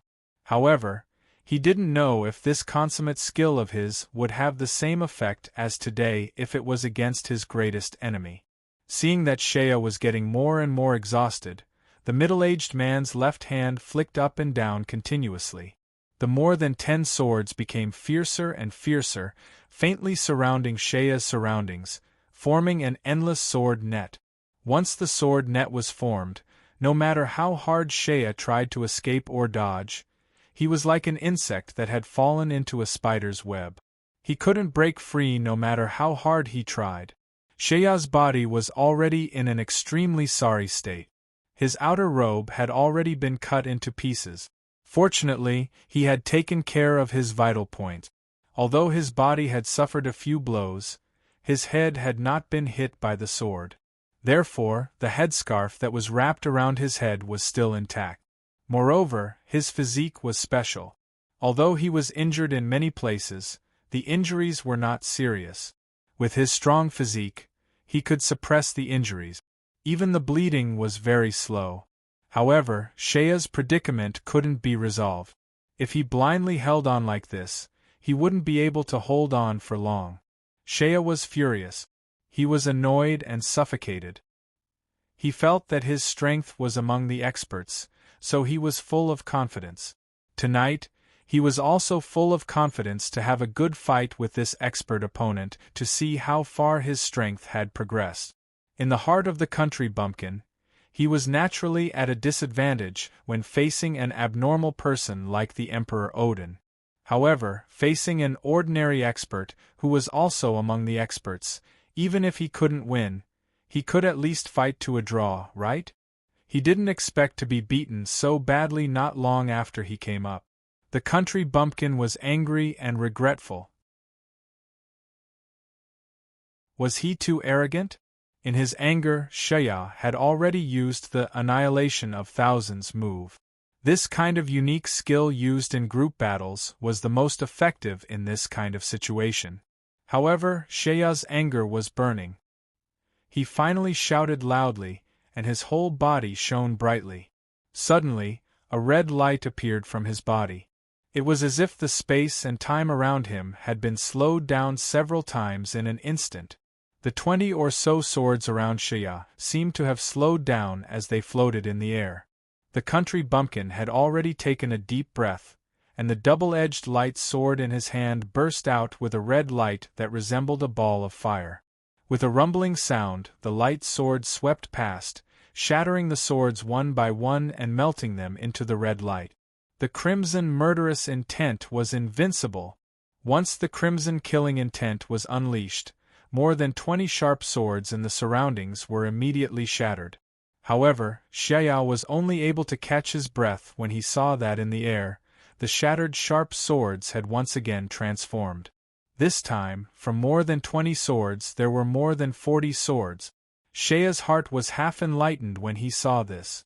Although his crimson murderous intent was very powerful, the opponent's method of fighting was endless.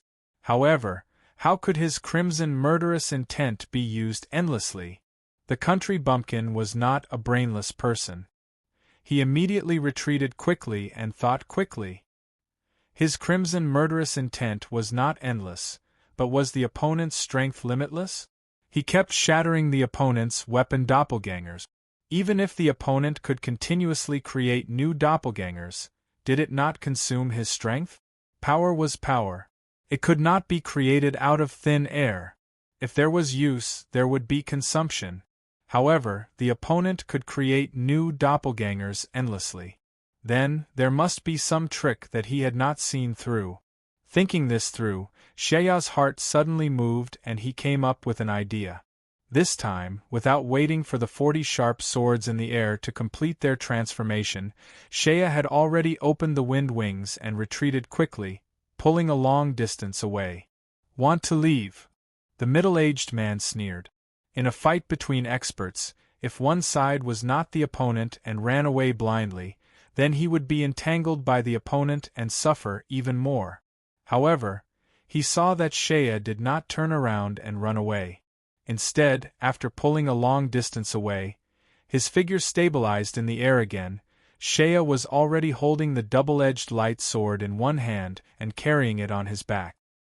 He looked miserable and his clothes were tattered. However, once he stood still, his aura rose a little. Shea took a deep breath. Under the middle-aged man's strange gaze, the country bumpkin had already closed his eyes. Before the middle-aged man could figure it out, Shea opened his eyes again. Suddenly, a strange power seemed to radiate from his body and spread out in an instant. The middle-aged man's expression immediately changed. With his strength, he could naturally see that the opponent was using the power of an expert to forcefully change the surrounding atmosphere. As Shea's power spread out, everything around him seemed to have changed in an instant. It looked like the sky was still the same sky and the sea was still the same sea. However, for some unknown reason, it seemed like something had changed. It was as if the air had completely condensed. There was not even a trace of wind. The middle-aged man immediately saw that the waves under his feet seemed to have frozen in an instant. Everything seemed to have stopped. The 40 sharp swords that were created again seemed to be unaffected by this strange power. They all pierced towards Shea with lightning speed. It was as if everything was about to repeat itself. However, at this moment, Shea seemed to be standing on the same spot. He looked at the countless swords piercing towards him, not moving at all. The hand that was holding the sword was firmly behind his back. However, within his eyes, light burst out and became brighter and brighter. It was as if in an instant, his eyes were shining with boundless light. More than 40 sharp swords pierced Shea's body at almost the same time, but at the same time all of them froze. The swords seemed to have stopped and were suspended around Shea's body, not moving at all. The middle-aged man's heart trembled and the fingers on his left hand moved quickly. However, his face turned even uglier. He felt that the connection between the doppelgangers and the sharp swords that he was controlling had been cut off. No matter how he tried to summon them, the sharp swords surrounding Shea were no longer under his control. The corners of Shea's mouth curled up into a strange smile. He took a deep breath, raised his left hand and waved it gently. The middle-aged man watched as Shea's left hand brushed past. The 40-plus sharp swords that were frozen around him disappeared one by one under Shea's fingertip. They transformed into streaks of sharp energy and condensed into a mass of chaotic chi, which was held in Shea's palm. The 40-plus sharp swords disappeared one by one, all of them transforming into the mass of chi in Shea's palm. The mass of chi, which was originally the size of a grain of rice, had now grown to the size of a fist. The mass of chaotic chi was held in Shea's palm. On top of the mass of chaotic chi, there was a faint golden light that was like an electric cocoon. Fortunately, I reacted quickly. Otherwise, I would have been fooled by you. Shea smiled complacently. Then, with a sudden movement, he threw the mass of chi that was filled with electric cocoons in his hand toward the middle-aged man. With a loud boom, the mass of chi was torn apart. Countless gusts of wind and sharp chi swept over like sharp blades. The middle-aged man's face turned ashen. He finally waved his right hand again. In his right hand, he didn't know when, but the thin long sword appeared again. Facing the overwhelming waves of energy, the middle-aged man swept the long sword in his hand. In an instant, sounds of ding ding dang dang dang could be heard as he struck down the swords one by one. No power can be endless, Shea, who was standing in the distance, said with a smile. In the beginning, I was scared by you. Later, I understood. You are just using your power to create a force field. The doppelgangers that I destroyed did not disappear. They will fuse and condense again in your force field. After fighting for so long, you did not consume any energy at all. I almost fell for your trick. Fortunately, I also have an ultimate move. I had originally thought that this move was useless. Unexpectedly, it is just right to deal with you. The middle-aged man's face turned ashen. The sword in his hand had already been lowered. He looked coldly at Shea. Suddenly, a trace of strange light flashed across his eyes. You know Aslan? Shea was startled. The skill that he had used to break the other party's attack was Aslan's sword domain of war. Using his own power, he could create a sword domain that belonged to him. Within the sword domain, he could absorb all the attacking power for his own use. Originally, this skill had been evaluated as a useless move by Emperor Odin. As long as one's power was higher than the opponent's level, one could use brute force to break the opponent's sword domain. The real reason was that this move could only be used to bully opponents who were weaker than the user or opponents who were on par with the user. When encountering an opponent who was on a higher level, it would be completely useless.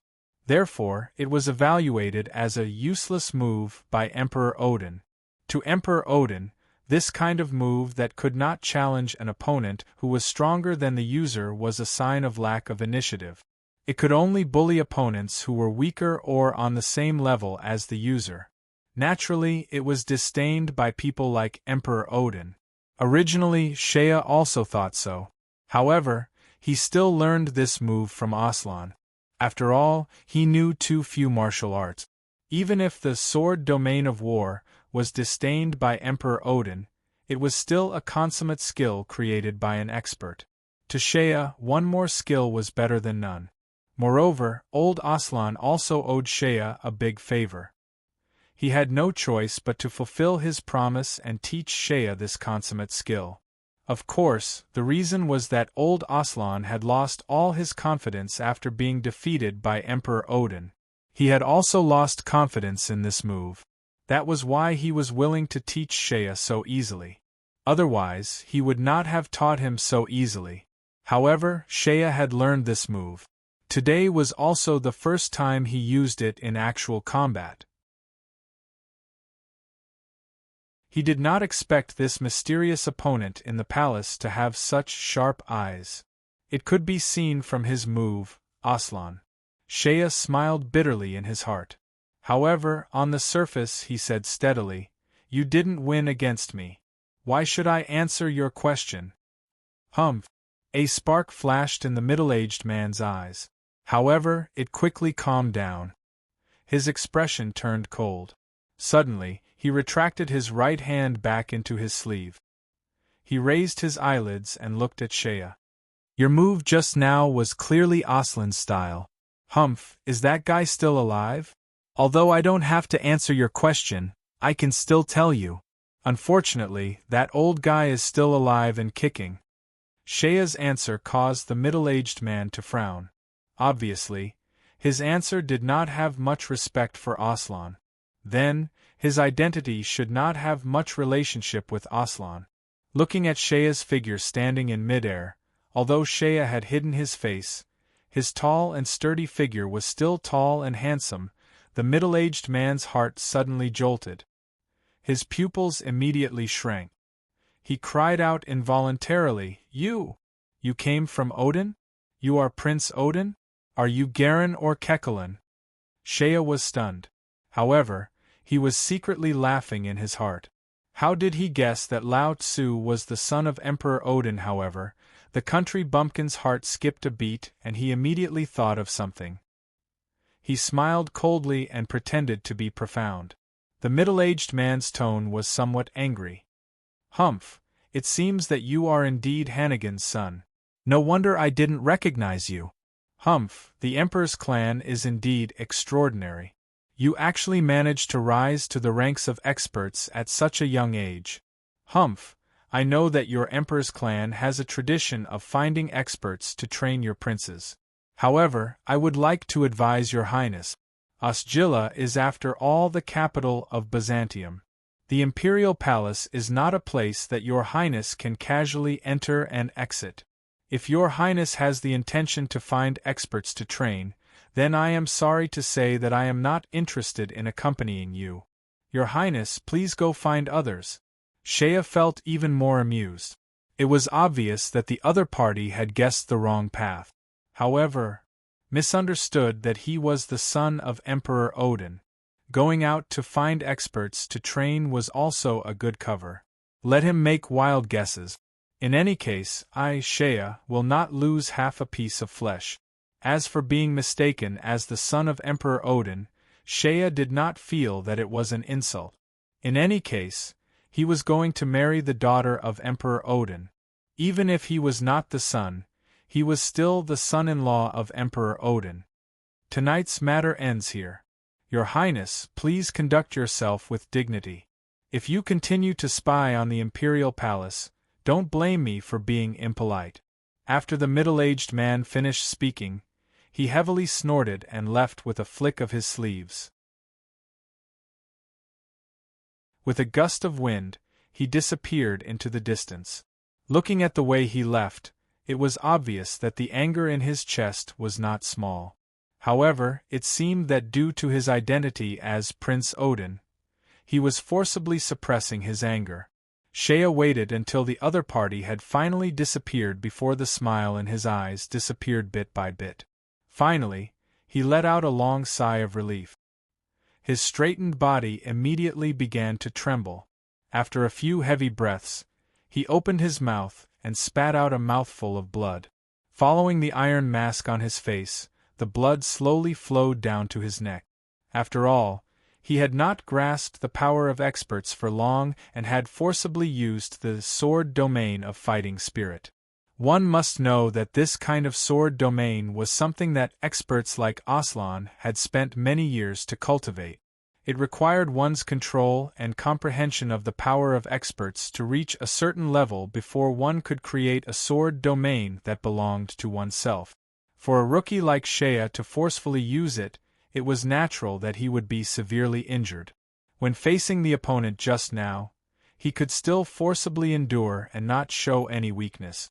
Now that the opponent had retreated, Shea finally could not hold on any longer.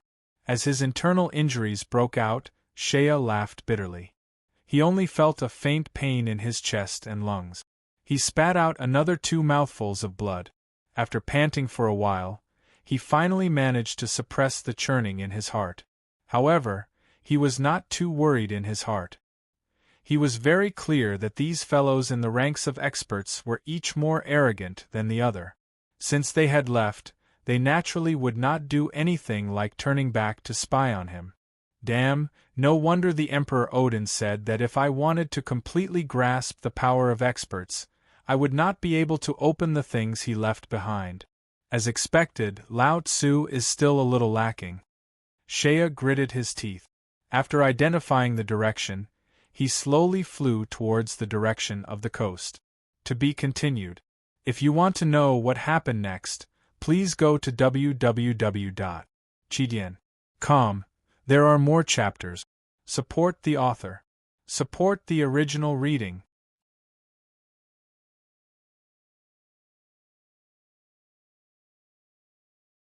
Chapter 545. 8,000-word chapter. GOR Chapter 502. Scheming Fatso and Ruhr did not sneak out of the Imperial Palace through the canal as Shea had expected. Fatso had used the opportunity of attending the banquet as an excuse to sneak into the Imperial Palace to carry out his assassination.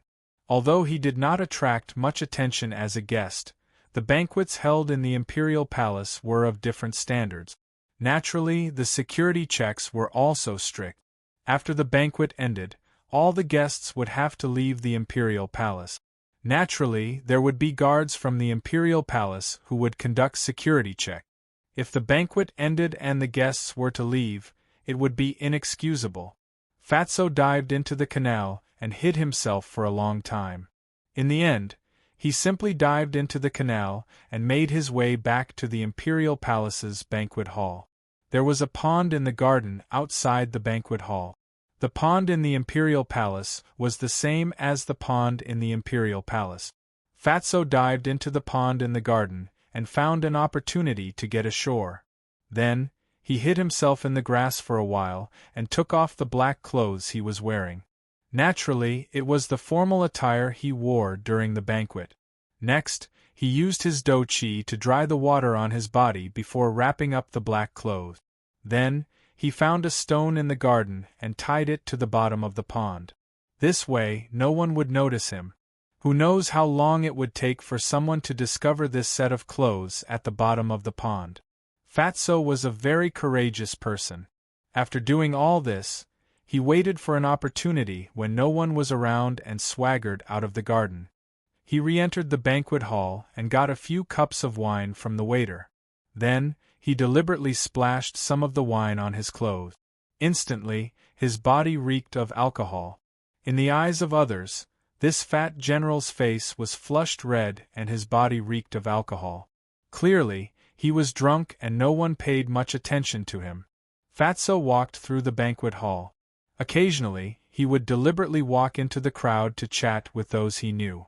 However, Given that Fatso had lost his power, those nobles had no interest in paying attention to this has-been and powerless general. They would only exchange a few polite words before turning cold. Fatso didn't care. After walking back and forth a few times, he knew that he had done enough acting. Even if there were any changes in the palace afterward, no one would suspect him after an investigation. After all, the fact that he was drunk and talked to people everywhere in the venue was enough to serve as evidence. After putting on a good show, Fatso finally pretended to be drunk and openly left the venue through the main entrance, accompanied by the palace attendants. Fatso boarded his family's carriage in front of the palace. Sitting in the carriage, he finally let out a sigh of relief. The drunken look on his face naturally turned into a serious expression. Who was it? Roar recalled his encounter in the imperial palace. That mysterious expert who had stopped his assassination was astonishingly strong, but he did not seem to have any malice towards him.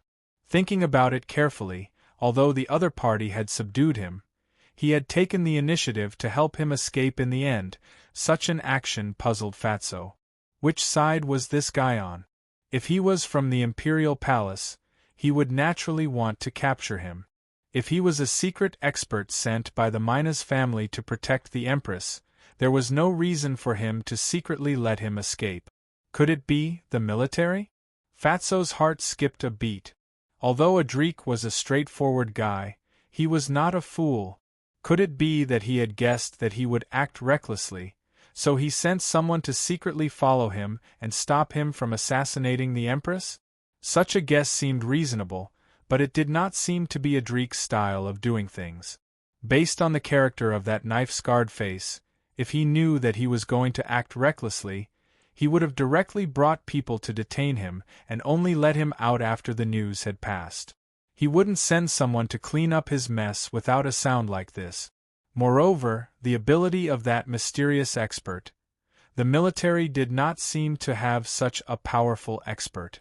Fatso's heart was filled with a cloud of haze, but at this moment, he knew that he must not panic. Assassinating the Empress was a shocking matter. If the slightest bit of information was leaked, who knew how many lives would be involved? Slightly calming himself down, he opened the window and whispered to the coachman outside, "Go to the military." But then his heart skipped a beat and he changed his mind. "Forget it, let's go back to the residence." His coachman was also a veteran. Originally, Fatso's family had taken care of those injured veterans.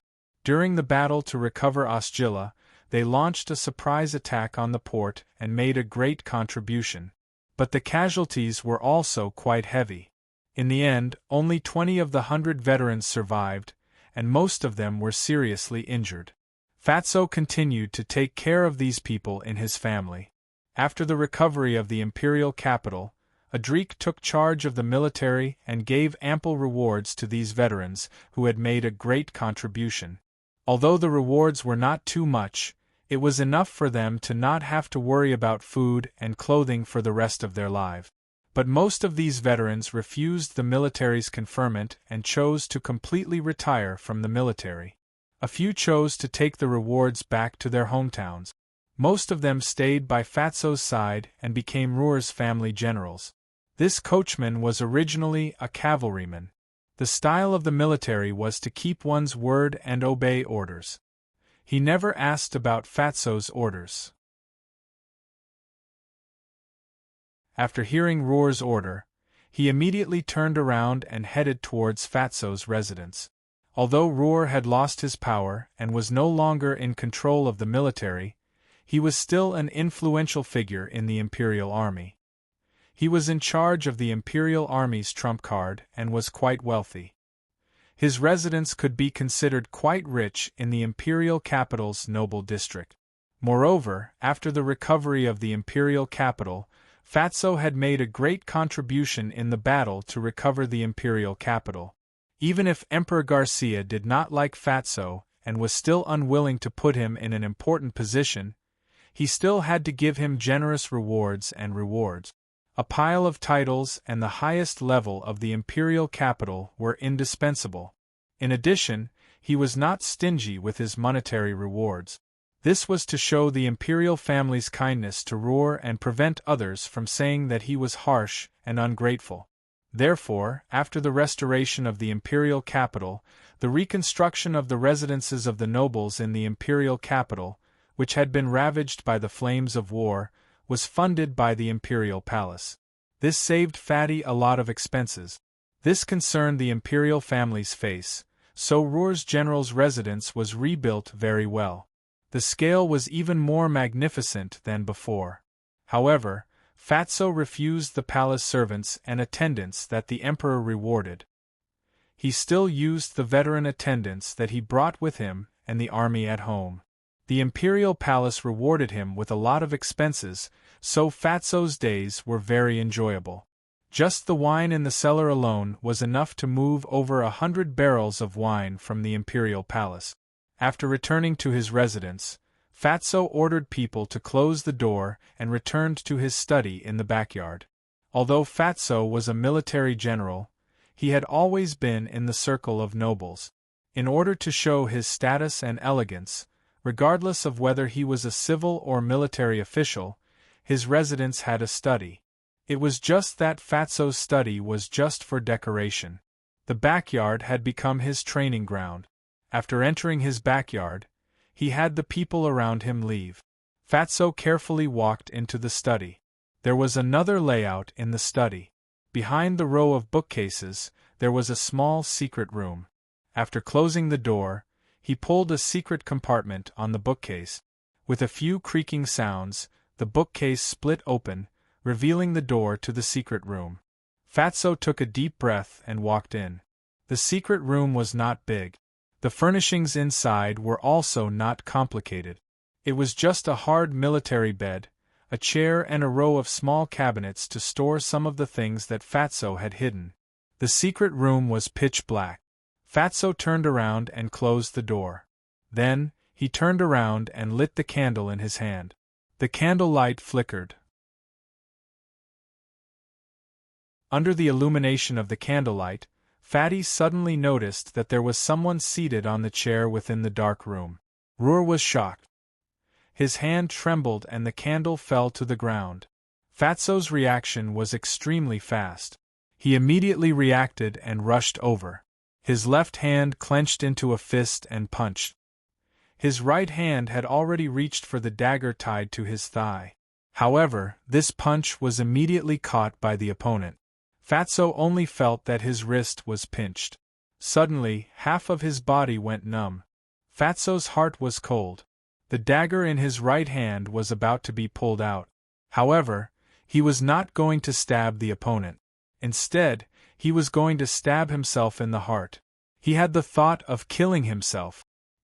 He thought that it was because of tonight's assassination, and the other party's experts had secretly come here to capture him. What he was most afraid of was that the other party had other intentions. They wanted to capture him, torture him, and implicate Audiobook through him. Ruhr's hand had already touched the handle of the dagger. His heart was already in despair. If it was outside, the fatty would still have the intention to fight. However, the other party actually ran to the secret room of his house to wait for him. He was afraid that he was already fully prepared. In this kind of place, the fatty had no chance to fight. He held the dagger and was about to stab himself in the chest in the dark when he suddenly heard a warm and familiar voice in his ear. "Fatso, it's me." With a clang, the dagger in his hand fell to the ground. A moment later, the candlelight in the room was relit. Ruhr had a strange expression on his face. His eyes were also very complicated as he looked at Shea sitting in the chair. Just now, he had already made up his mind to die. Even if he died, he would not let the opponent capture him alive and implicate Audiobook. However, he had already made up his mind to die. Suddenly, he went from hell to heaven in an instant. He never thought that it would be this kid. "Damn it, do you know that Lao Tzu was almost scared to death by you?" Ruhr said angrily. These words were not false. His forehead and back were already full of cold sweat. Shea gave a wry smile and did not speak. At this moment, his face was naturally not expressionless. His clothes were tattered and there were a lot of bloodstains. In Roar's eyes, he naturally looked very miserable. Fatso took a deep breath and looked at Shea seriously. "Why are you here?" "Looking at you. Something big happened?" Did something happen in the north? Were your troops defeated? Or did Odin's people come in? Motherf asterisk Kerr, don't tell me there's a mutiny among your troops? Get lost. Shea scolded jokingly. Lao Tzu's territory is as stable as iron. Fatso breathed a sigh of relief. In the current situation, Shea was their only foreign aid in the north. If Shea fell, Adrik's situation in the capital would undoubtedly be more difficult. Then Fatso frowned and looked at Shea. Shea sighed. Tonight in the palace it was me. Roar stared at Shea with wide eyes. Even if he thought about it 100 times, he would never think of Shea. After all, no matter how one looked at it, Shea was too far away from this matter. How did this brat get involved in this matter? For a moment, there were a lot of questions in Roar's mind. He did not know where to start. In the end, he held back for a long time and said with a hoarse voice, What is going on? Shea laughed dryly. His expression was somewhat strange and his eyes were somewhat embarrassed. Fatso frowned. Why didn't you stay in the north? Why did you come to the capital? I heard that you sent someone to escort the Empress back. You didn't personally lead a team to escort the Empress back, did you? There are a lot of things in the north. Where did you find the time to do so? Just as he was about to continue, he saw that Shea's expression was becoming more and more strange. Moreover, there was a hint of guilt in his eyes. Fatso's heart suddenly moved. He thought of the most impossible guess. Roar suddenly jumped up and stared at Shea with wide eyes. His fingertips were almost poking Shea's nose. He exclaimed, You kid. You can't be. Shea sighed. Yes. Damn it. Roar shouted. She is the Empress. I know. Shea smiled bitterly. You and her? Shea nodded his head. You and the Empress? Roar was left speechless. After being stunned for a long time, he fiercely spat out, You kid, you really have guts. Roar paced back and forth in the room twice. He looked at Shea and wanted to angrily scold him several times for being too ridiculous. However, he restrained himself. Is it ridiculous? Having an affair with the Empress is indeed ridiculous. Then, what about me trying to assassinate the Empress? Isn't that the most ridiculous thing? Speaking of which, I am in no position to criticize him. How did it happen? Fatso asked. Then, he realized that his question was nonsense. There was no need to ask about this kind of thing. After thinking about it, he changed his approach. How long has it been? Not long. Shea was unwilling to go into detail about this issue. Thus, he vaguely answered. Damn it, do you know how complicated this matter is because of you? Roar sighed. Fatso immediately understood what had happened tonight. He had some understanding of Shea's character. Thinking about it, this kid must have been unwilling to send the Empress back to the imperial capital. Shea was actually a very emotional person. Fatso naturally knew that. Given this fellow's character, escorting his woman back to the imperial capital was something he could do. In the end, he stayed in the imperial capital to secretly guard that woman. Thus, it was not strange for him to stay in the imperial capital and secretly guard that woman. Only isn't this too much of a love affair? Tonight, when I went over, you two were together. I bumped into you too. Fatso frowned. No. Shea sighed. I was worried that the situation in the imperial capital would be too complicated. I did not feel at ease leaving immediately. Thus, I secretly guarded her, fearing that something might happen. Fortunately, I stayed for one more day. Otherwise, tonight? Thinking about how Daphne had nearly died tonight, Shea was secretly shocked. If Daphne had really been assassinated by Roar tonight, this matter would likely become an eternal wound in Shea's heart. Roar was one of his best friends. They were as close as brothers. If Daphne were to be killed, Shea would naturally avenge her. However, if she were to die in Fatso's hands, he feared that he would not even be able to avenge her. After thinking it through, Fatso secretly breathed a sigh of relief. Fortunately, Shea had stopped this matter tonight. Otherwise, shaking his head, Roar did his best not to think about the consequences of this matter. He sighed and looked at Shea. Looking at the bloodstains on his body, he asked, "How did you look? After sending you off, I encountered an expert from the Imperial Palace and had a fight with him." Shea smiled bitterly. "I suffered a small loss." "Son of a bitch, when did you become so strong?" Roar smiled bitterly. "Lao Tzu was like a doll in your hands. How could an expert from the Imperial Palace hurt you?" A very powerful fellow. Very powerful. I was no match for him.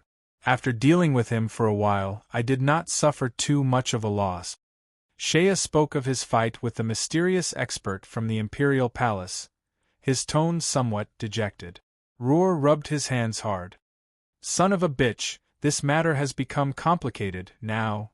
Roar, no matter what, I will not allow anyone to touch Daphne again." Shea looked at Fatso, his eyes and tone very serious. Roar sighed.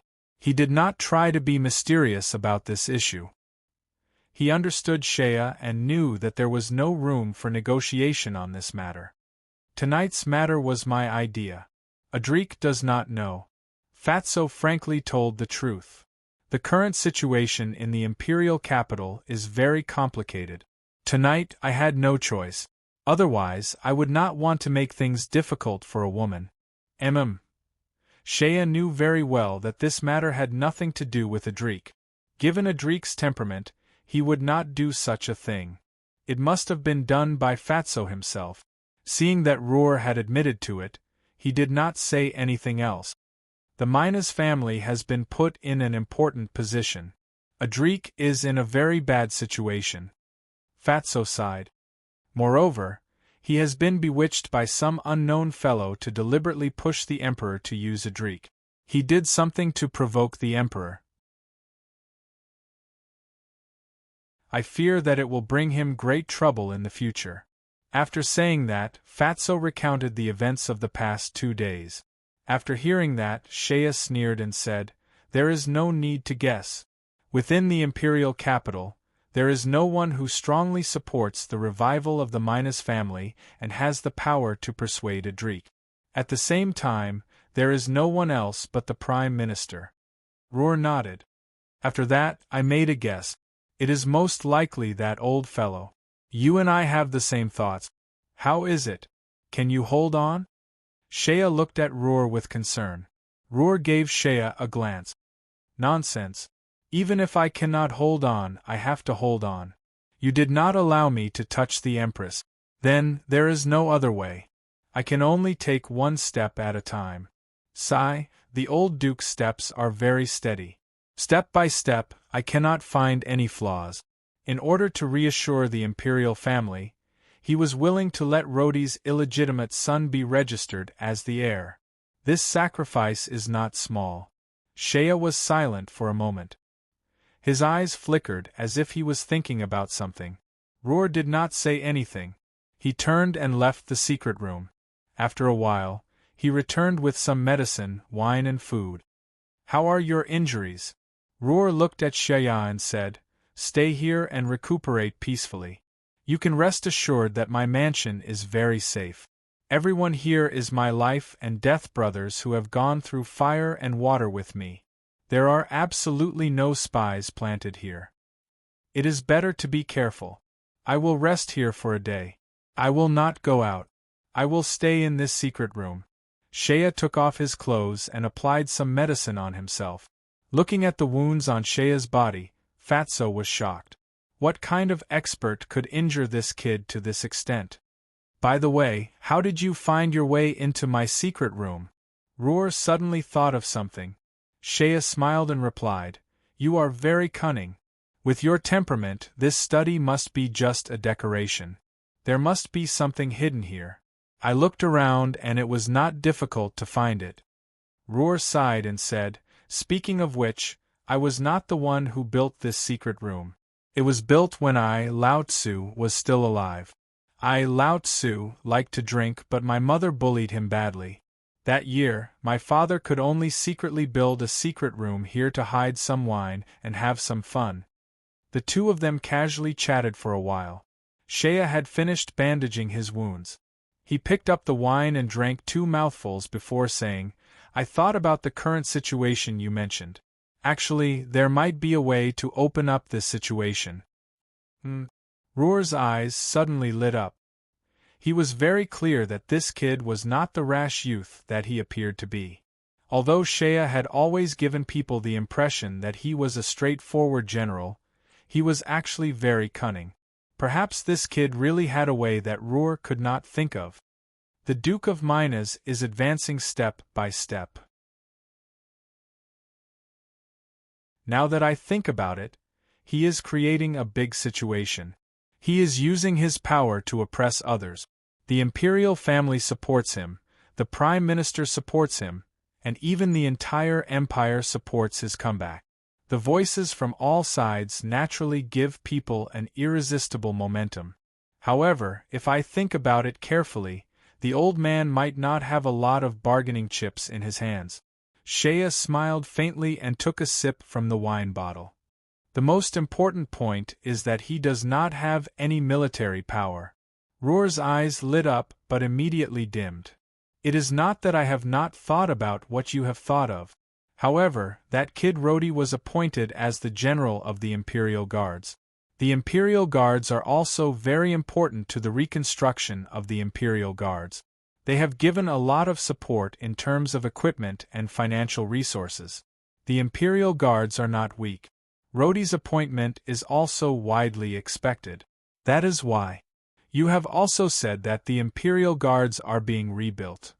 Shea lightly said, "This army was already crippled during the Battle of Osgilla.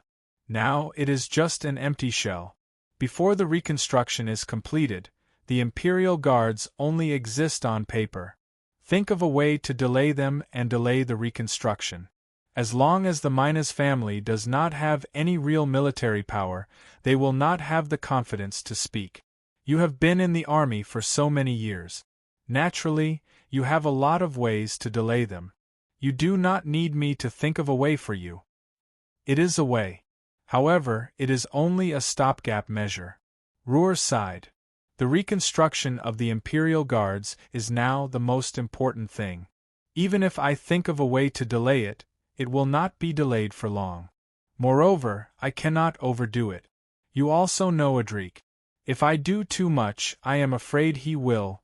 Although the old Duke has a lot of connections, he still has some thoughts about leaving the army. Even if he wants to gather his old subordinates, it will still take some time.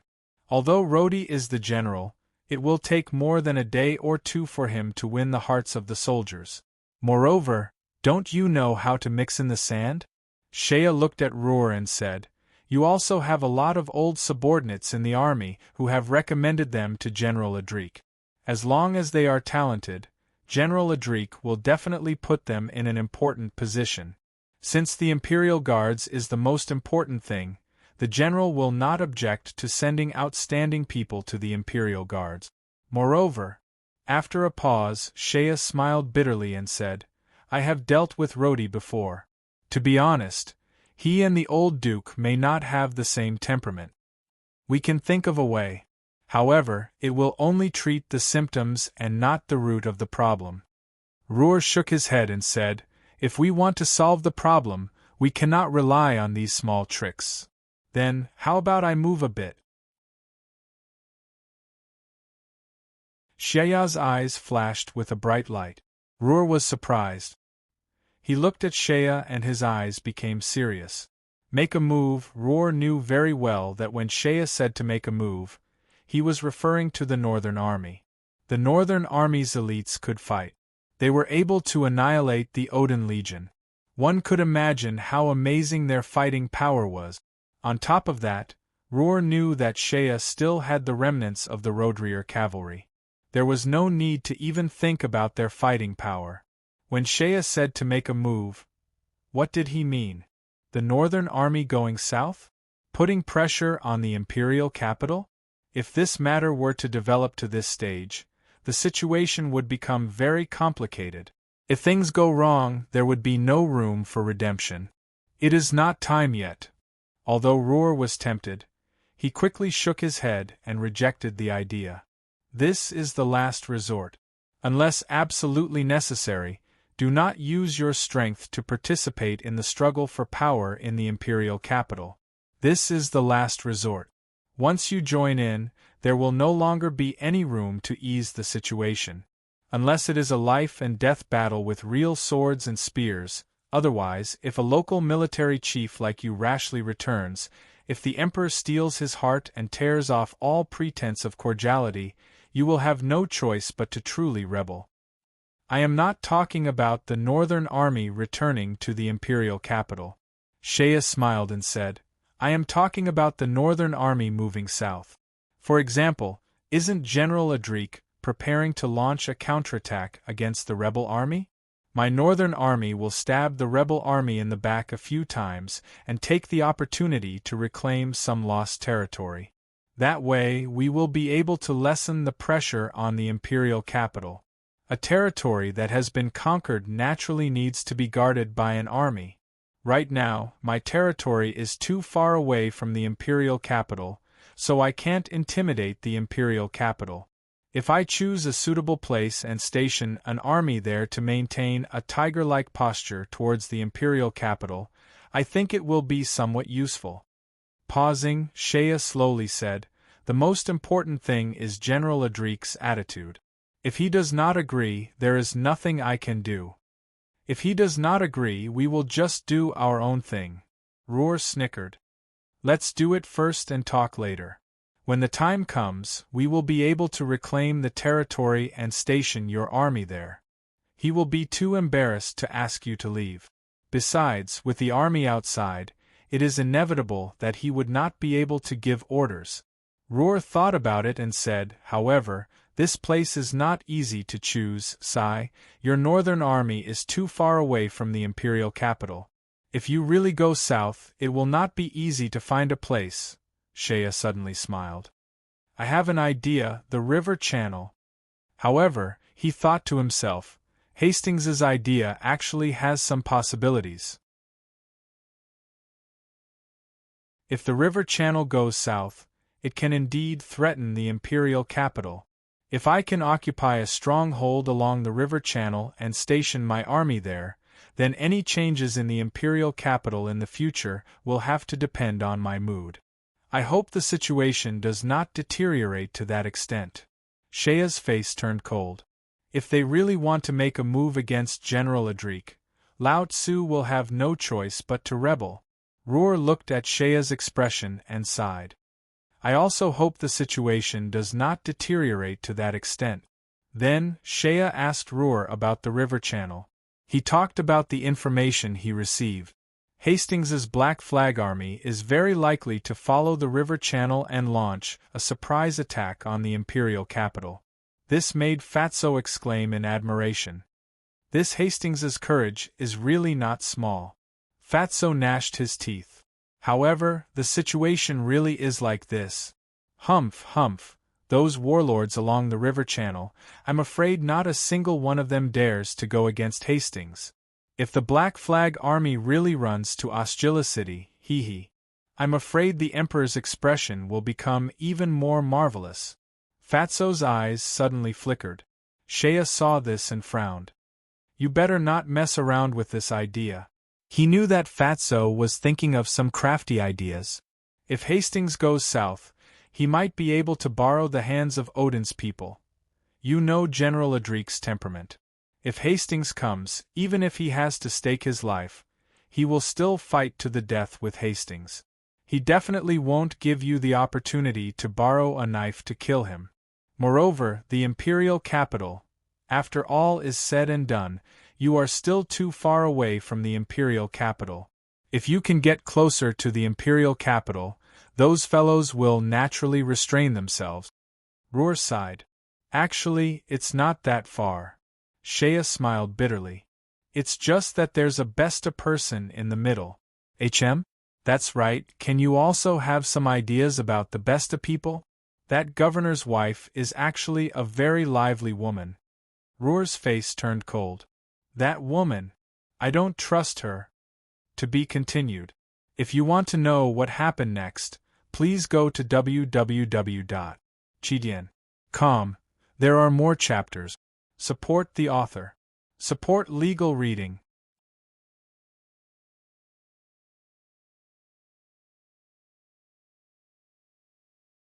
Chapter 546. GOR Chapter 503 Hiji Nuinki, the capital of the New Besta region.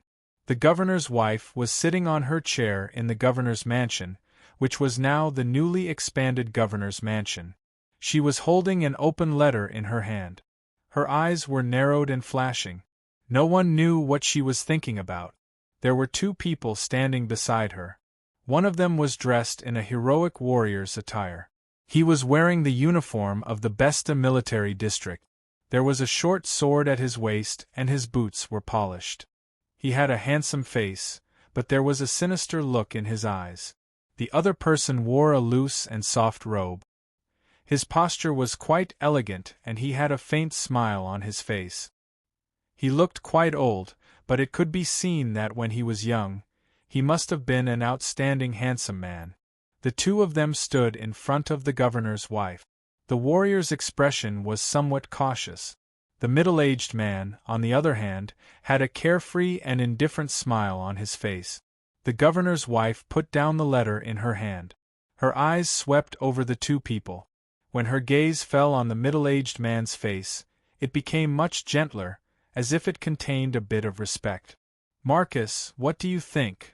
Although the governor's wife's tone was inquiring, it was not the tone of a superior speaking to a subordinate. There was a faint hint of consulting. The warrior next to him could not help but secretly glance at the middle-aged man. But he immediately lowered his head again, lowering it even lower. This Marcus, in the Besta military region, could be said to be under one person and above tens of thousands. In the Besta military region, almost everyone knew that this Mr. Marcus was the governor's wife's most relied-on think tank. But he had always been hidden in the governor's mansion as an advisor. He never directly held power, nor did he seize power. He rarely walked in front of the stage, but the governor's wife highly valued him. Whether it was military matters or national affairs, she always liked to consult this person. Moreover, most of the suggestions that Marcus put forward would be accepted by the governor's wife. As for the origin of this Marcus, no one was clear. Some said that he was a distant relative of the governor's wife. Some said that he was actually a fallen member of the royal family. Some said that he was a famous political criminal of the empire. He was wanted by the empire and was hiding in the governor's mansion of the Besta military region. As for his true origin, no one could say for sure. The only thing he could be sure of was that the governor's wife valued this person greatly.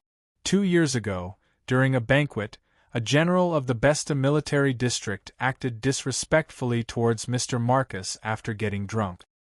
He deliberately provoked this literati, who was usually looked down upon by the other generals, by splashing a glass of wine on Marcus during the banquet. In the end, his actions angered the governor's wife, who immediately reacted violently. The enraged governor's wife immediately ordered the military general to be arrested on the spot and thrown into the prison. All of his duties were wiped out, and no one could plead for mercy. In the end, it was Marcus who spoke up, and the military general was finally spared from death. However, the governor's wife still ordered the confiscation of his property and threw him into the prison for more than a year. When he came out, he was neither human nor ghost and was immediately banished.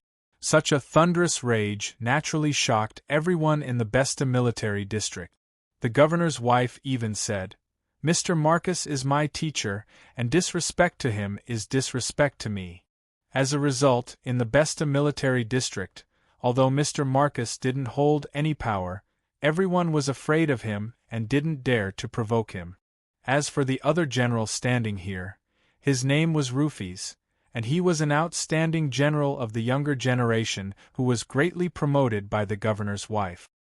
He had outstanding strength and was loyal and devoted to the governor's wife.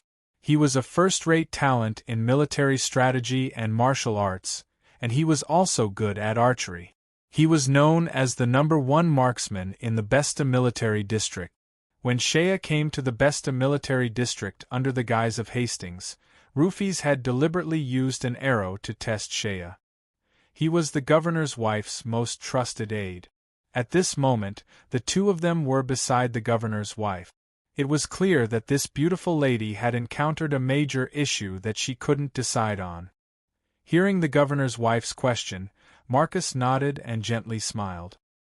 He raised his hand and knocked on his forehead before slowly saying, "This matter is nothing more than two choices. The choice isn't the problem, but the problem lies in your mind. Which path do you want to take? If you haven't made up your mind, then as your subjects, we naturally can't offer advice." When the governor's wife heard this, she smiled faintly. Her smile was like a flower, lovely and moving, but Marcus didn't give her a second glance. His expression was calm, as if he wasn't moved by the governor's wife's beauty. When Rufus heard this, his expression seemed to change. His expression became somewhat unnatural, but in the end, he closed his mouth and didn't say anything.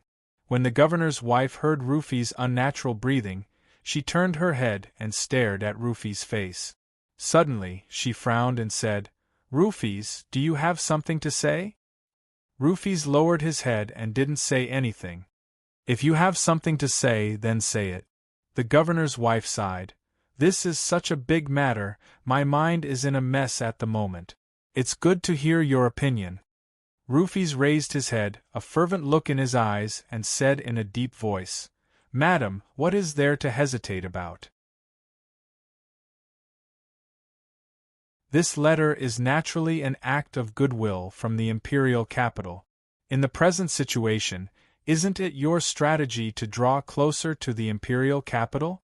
The Duke of Minas has outstanding prestige in the imperial army.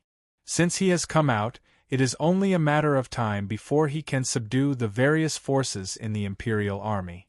Besides, he also has the support of the emperor. The Minas family has the marshal, the general, and the empress. With this, it is obvious who is superior. Although Adric is powerful, I think he is no match for the Duke of Minas. Sooner or later, he will fall. Isn't it more valuable for us to draw closer to them now rather than in the future, when the situation is already settled?" The governor's wife stared at Rufus for a long time, and then her pair of bright eyes gradually revealed a look of disappointment. Finally, she sighed softly. "All right, is this what you mean? Rufus, sigh, I am really disappointed in you."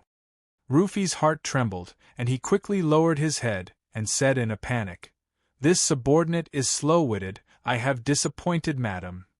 "No, you are not slow-witted at all. You are quite clever." The governor's wife shook her head, but said lightly, "But what have I always told you? You have to set your sights further. It was better to look at things from a broader perspective. You are a smart guy, and you are loyal, but your vision has always been a little problematic. Sigh, forget it. It is not your fault. From today onwards, you will study in seclusion for 3 days. Yes. Rufus sighed, and did not dare to show the slightest dissatisfaction. He bowed and took 2 steps back, and saluted.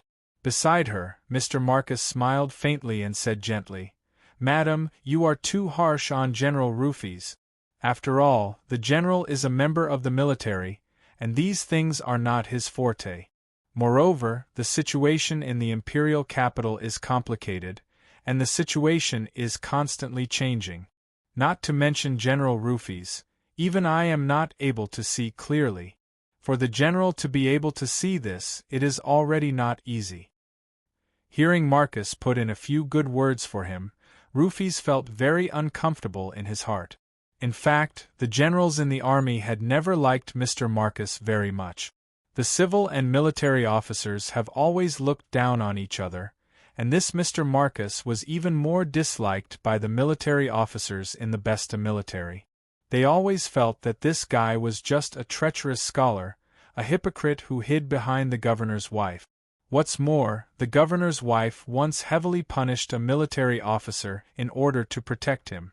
This made the military officers feel even more dissatisfied with this Mr. Marcus. I ordered him to study more for his own good. The governor's wife sighed. As a military officer, if he only knows how to be brave, then he is nothing more than a boorish fellow.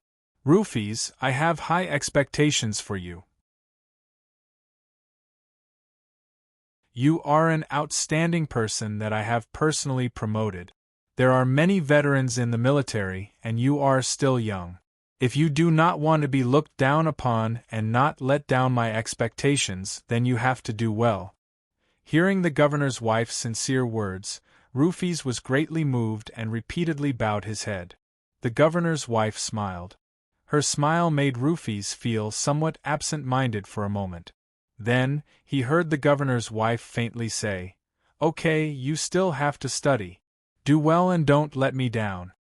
Then, the governor's wife looked at Marcus and said with a smile, "Sir, you see, the purpose of this letter." Marcus smiled.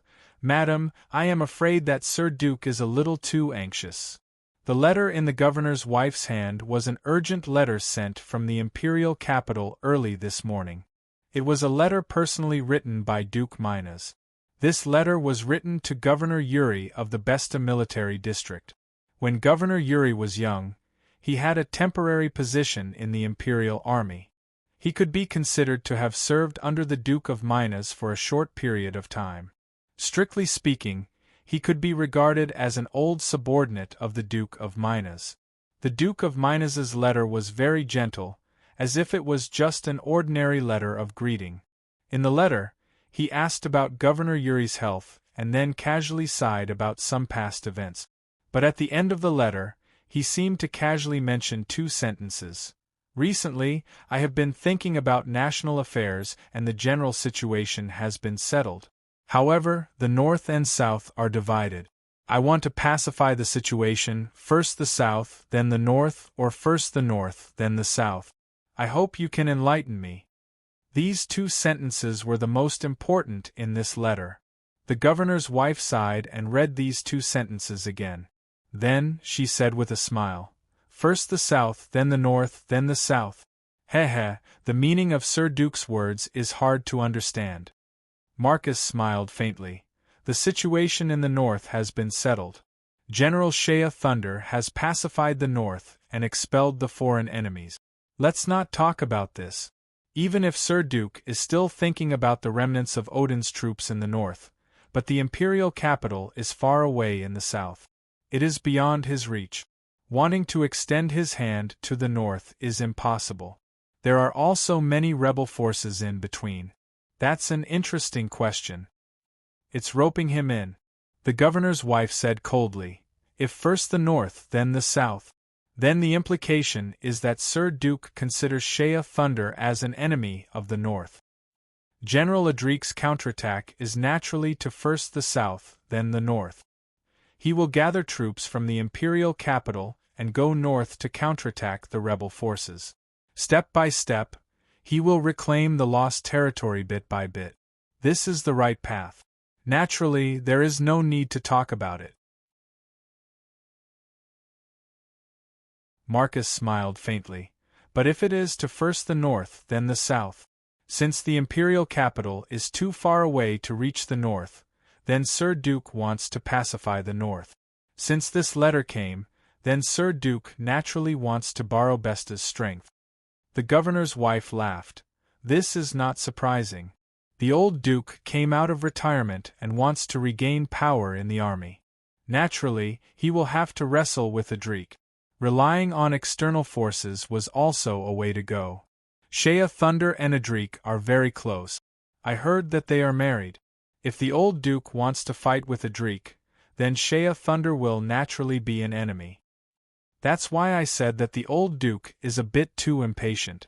Marcus pursed his lips into a smile. The governor's wife's eyes focused.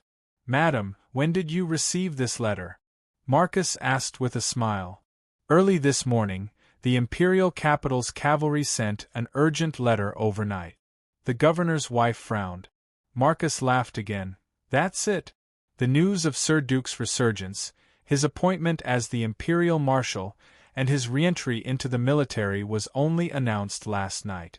The imperial palace issued an order to inform the whole army. This order of appointment was only issued a day and a half ago.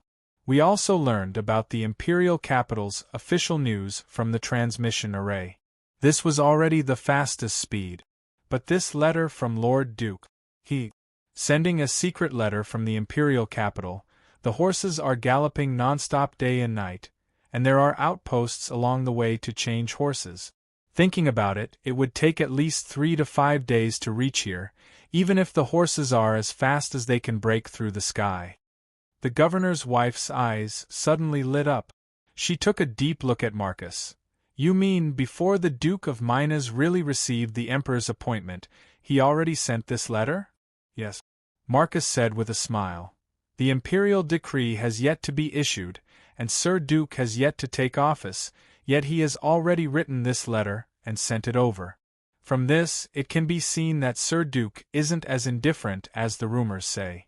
His enthusiasm is a bit too much. Presumably, Sir Duke has been sitting on the mountain watching the tides rise and fall for many years. His mind is already impatient. He hasn't taken office yet he is in such a hurry to write a letter to recruit him. It's rather embarrassing. The governor's wife nodded. Marcus continued. Madam, dare I ask again, may I ask if the friendship between Governor Yuri and Sir Duke in the past is deep? The governor's wife glanced at Marcus and shook her head. It's just a casual acquaintance. Although he served in the military for a short time, it was just a temporary position in management. Although he is subordinate to the Duke in name, he is not subordinate to him.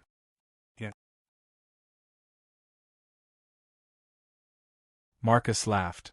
Sir Duke has been in the military all his life, so his subordinates are all over the world. At the beginning of taking office, it is natural for him to recruit his old subordinate. However, the relationship between our Besta military region and Sir Duke can't be considered as old subordinate. Sir Duke wrote a letter before taking office.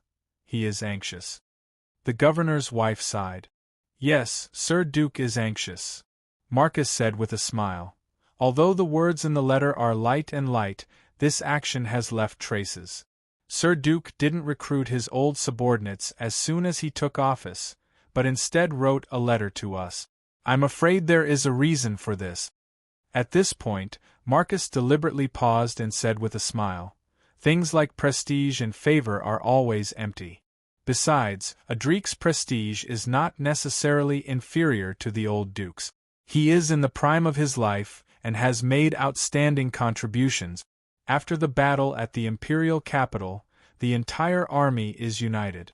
Even if the old Duke wants to rope in his old subordinates, it may not be effective. The reason why he wrote to us in such a hurry, I'm afraid it's because Sir Duke himself is not confident that he can deal with Adric. That's why he set his sights on us. In the end, there's only one thing to say. Duke Minas is afraid of Audiobook. He knows very well that if he operates slowly by the book, it will be difficult for him to shake Adric's current position in the short term. Therefore, yes. The governor's wife frowned and said, I think that the Duke of Minas is a veteran in the army after all. As for that guy Adric, I think he has the ability, but his weakness is too obvious. If the Duke of Minas plans slowly, it will only be a matter of time before he overpowers Adric. It's just a matter of time, Marcus said with a smile. Normally, in the contest between the Duke of Minas and General Adric, I am naturally optimistic about the Duke of Minas. As long as the old Duke is given some time, Adric is bound to lose. But the problem is, if the old Duke is really confident in his victory, why did he rush over to recruit us? Why is he in such a hurry? He is racing against time? The governor's wife's eyes lit up. He must have some unspeakable hidden danger. He can't let people slowly and calmly lay out a plan to suppress Adric step by step. He doesn't have the time to operate slowly. He can only use all means, by hook or by crook, to overpower Adric as quickly as possible. Unspeakable hidden danger. Marcus smiled very calmly. Although I don't know what it is enough to show that this Sir Duke may not be as glorious as he appears to be now. The purpose of roping us in is very simple. He wants to establish external aid. At the very least, we can help him pin down Shea Thunder of the northern garrison region. Without Shea Thunder's help, Adric will lose an arm. The governor's wife sighed. She read the letter again and murmured, "This Duke of Minas, why is he in such a hurry? What is he afraid of?" Marcus sighed inwardly. Finally, he took a deep breath and solemnly bowed. Then, he stared into the governor's wife's eyes and slowly said, "This is how it is. As for the choice, this subordinate dares not speak rashly. The problem lies in your mind, madam. Which path do you want to take, madam? Or please allow this subordinate to speak boldly." At this point, Marcus deliberately paused.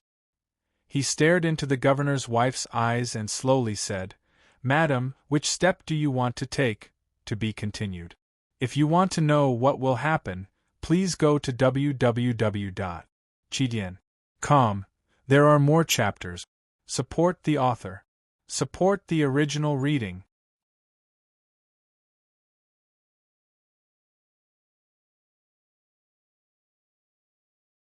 Chapter 547. GOR Chapter 504. Changes in a day. Early in the morning, the sun slowly rose. The sun was as red as fire and blood. It was said that last night's banquet in the imperial palace ended in the middle of the night. The guests returned home after enjoying themselves to the fullest. Since the start of the war, this banquet had not been held for a long time. Thus, it became the main topic of discussion among the nobles. Which noble husband was wearing the most beautiful ceremonial robes? Which madam was wearing the most expensive jewelry? Which marquis had recently gained power? Which minister seemed to have been marginalized recently? Which minister seemed to have been marginalized recently? All of these became the topic of discussion. However, the assassination attempt that Shea and Ruhr were most concerned about did not break out in the end. Clearly, Daphne had concealed the assassination attempt. As for the mysterious person in the imperial palace, it seemed that he did not spread the news of Shea sneaking into the imperial palace at night. One reason for this was because of Shea's strength. After all, for a powerful person like him, even if he were to announce his arrest to the world, it would only make people laugh. Angering a powerful person like him would only bring about a headache for the imperial palace. On the other hand, it was probably because he had mistaken Shea's identity. Odin's imperial family had personally come to Osgilla? If this news were to spread, it would likely cause a great deal of chaos. Thus, during the day, everything in the imperial palace remained the same. Even the number of guards in the imperial palace did not increase. The patrols in the city also remained the same. Nothing seemed to have changed.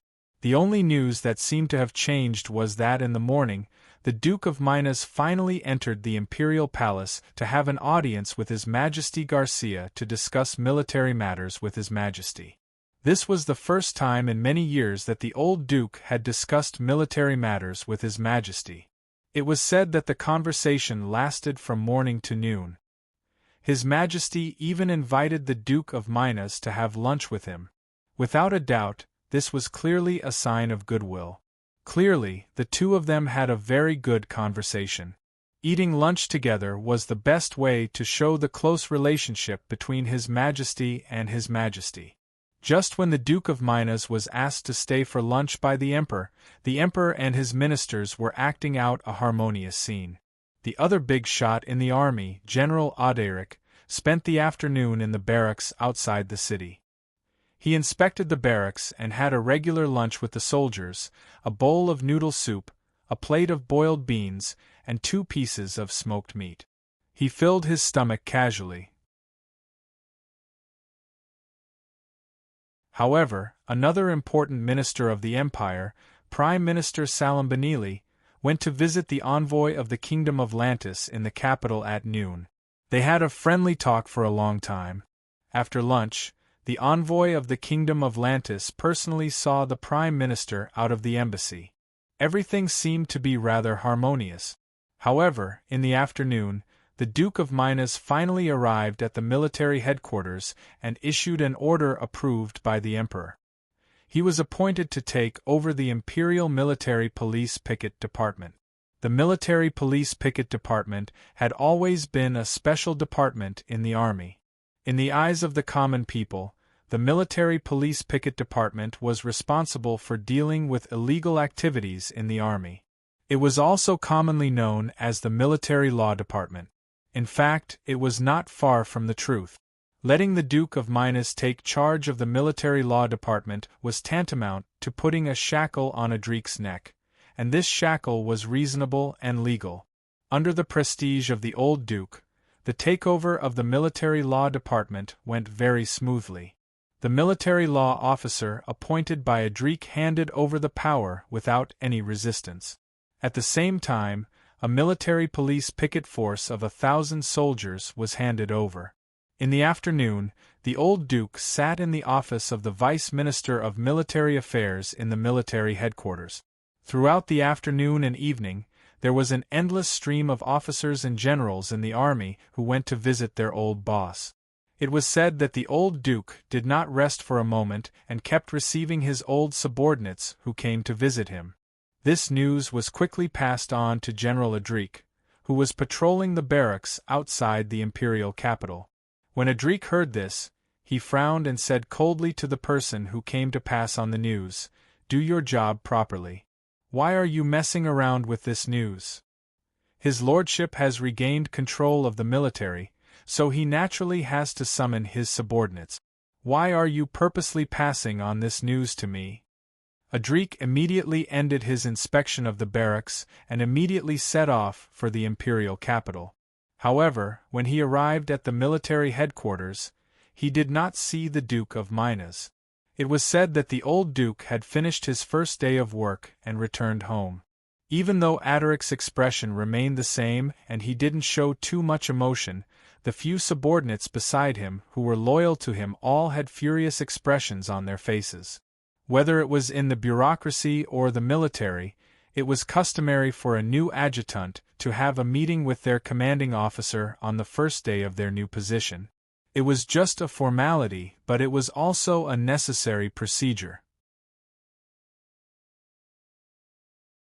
Moreover, even if they wanted to start work and give orders, they would have to wait until they had a meeting with their commanding officer before they could exercise their authority. Although the Duke of Minas had great prestige, he was still the Deputy Minister of Military Affairs. Although there was an additional title of Marshal, a Deputy Minister was still a Deputy Minister. Adrik was still the commanding officer in name. On the first day of his new position, the Duke of Minas seemed to have completely ignored all the conventions. He did not even have a meeting with Adrik, the Minister of Military Affairs, and immediately started giving orders. First, he took over the Military Law Department, then he wantonly summoned his subordinate. In the end, Adrik had already rushed back to the military headquarters to meet with him. Originally, it was already breaking the rules for a supervisor to take the initiative to meet with an adjutant. Adrik had already given the old Duke enough face. However, he did not expect that the old Duke of Minas would actually destroy the last bit of dignity he had left. He did not even meet with him and just walked away. On the first day of his new position, he directly left Adrik, the Minister of Military Affairs, hanging. Adrik stood there without much change in his expression. He suddenly smiled and said to the people beside him, "Go prepare the carriage. "We're going to the Duke's mansion." As soon as he said that, the faces of his trusted subordinates changed. One of them immediately cried out, "My lord!" Seeing that Adrik was indifferent, the people beside him quickly tried to dissuade him. "My lord, this is not appropriate. You are the commanding officer of the military. The old Duke is the adjutant. As an adjutant, it is his fault to disrespect the commanding officer. If you still want to pay him a visit, wouldn't that be all right enough?" Auderic took a deep breath. "I know what I'm doing." He then turned to look at the lieutenants beside him and smiled. "There are many things to do in the military. Unity is the most important thing. The Duke has an outstanding reputation in the military. If we can get his support, then our plan to build an army can. Now is not the time to be calculative about personal gains and losses. Besides, he is my teacher. It is not shameful for a disciple to pay a visit to my teacher." The lieutenants wanted to say something, but seeing the stern look in Adrik's eyes, they could only shut their mouths. Adrik led his subordinates out of the military and headed towards the Duke of Minas's mansion. When they arrived at the entrance of the mansion, he sent someone to inform the Duke. When the steward of the Duke of Minas's mansion saw that the Minister of Military Affairs had arrived, he politely asked Adrik and the others to wait for a moment before he went in to report. After a while, the steward came out. The words he said caused the faces of the people beside Adrik to change. They almost exploded with anger. "My Lord General, the Duke said that he and you are teacher and student. Now you are both in the military. Since they are both in the same department, it is not good for the commanding officer and the adjutant to be too close in private. This is to prevent people from saying that it is unfair. Therefore, it is inconvenient for us to meet in private. If there is any official business, please discuss it in the military tomorrow." At this moment, even though Adrik's subordinates were usually very strict, they were suddenly furious. If it was not for the prestige of the Duke of Minas, they would have cursed on the spot. No matter what, Adrik was still the Minister of Military Affairs, the commanding officer of the military. On the first day, you, as the deputy minister, did not pay a visit to the commanding officer. When the commanding officer rushed back to see you, you deliberately put on airs and went home. Now, Adrik took the initiative to come to see him. As the commanding officer, coming to see the adjutant was already unheard of. This old man was actually so arrogant that he closed the door and refused to see him. His subordinates were all angry and shouted. Adrik's face was ashen. He then took a deep breath. "All of you, shut up." The general's cold voice fell into the ears of his subordinate. Everyone was shocked. From Adrik's cold voice, they could tell how angry the general was at that moment.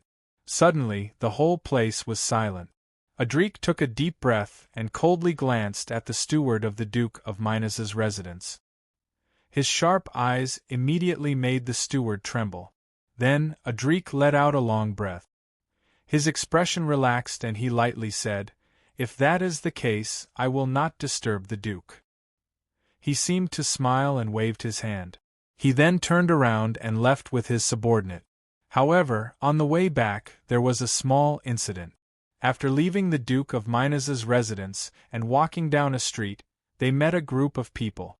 It was the newly appointed general of the Imperial Guards, Rodi.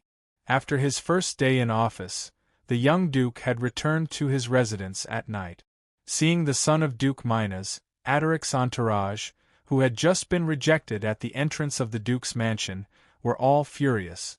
Naturally, they did not hide their hostility towards this young Duke.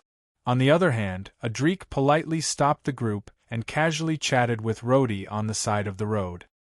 His words were very gentle. He only asked Rodi a few words and encouraged Rodi to work hard in the Imperial Guards. After exchanging a few pleasantries, he left with his subordinate.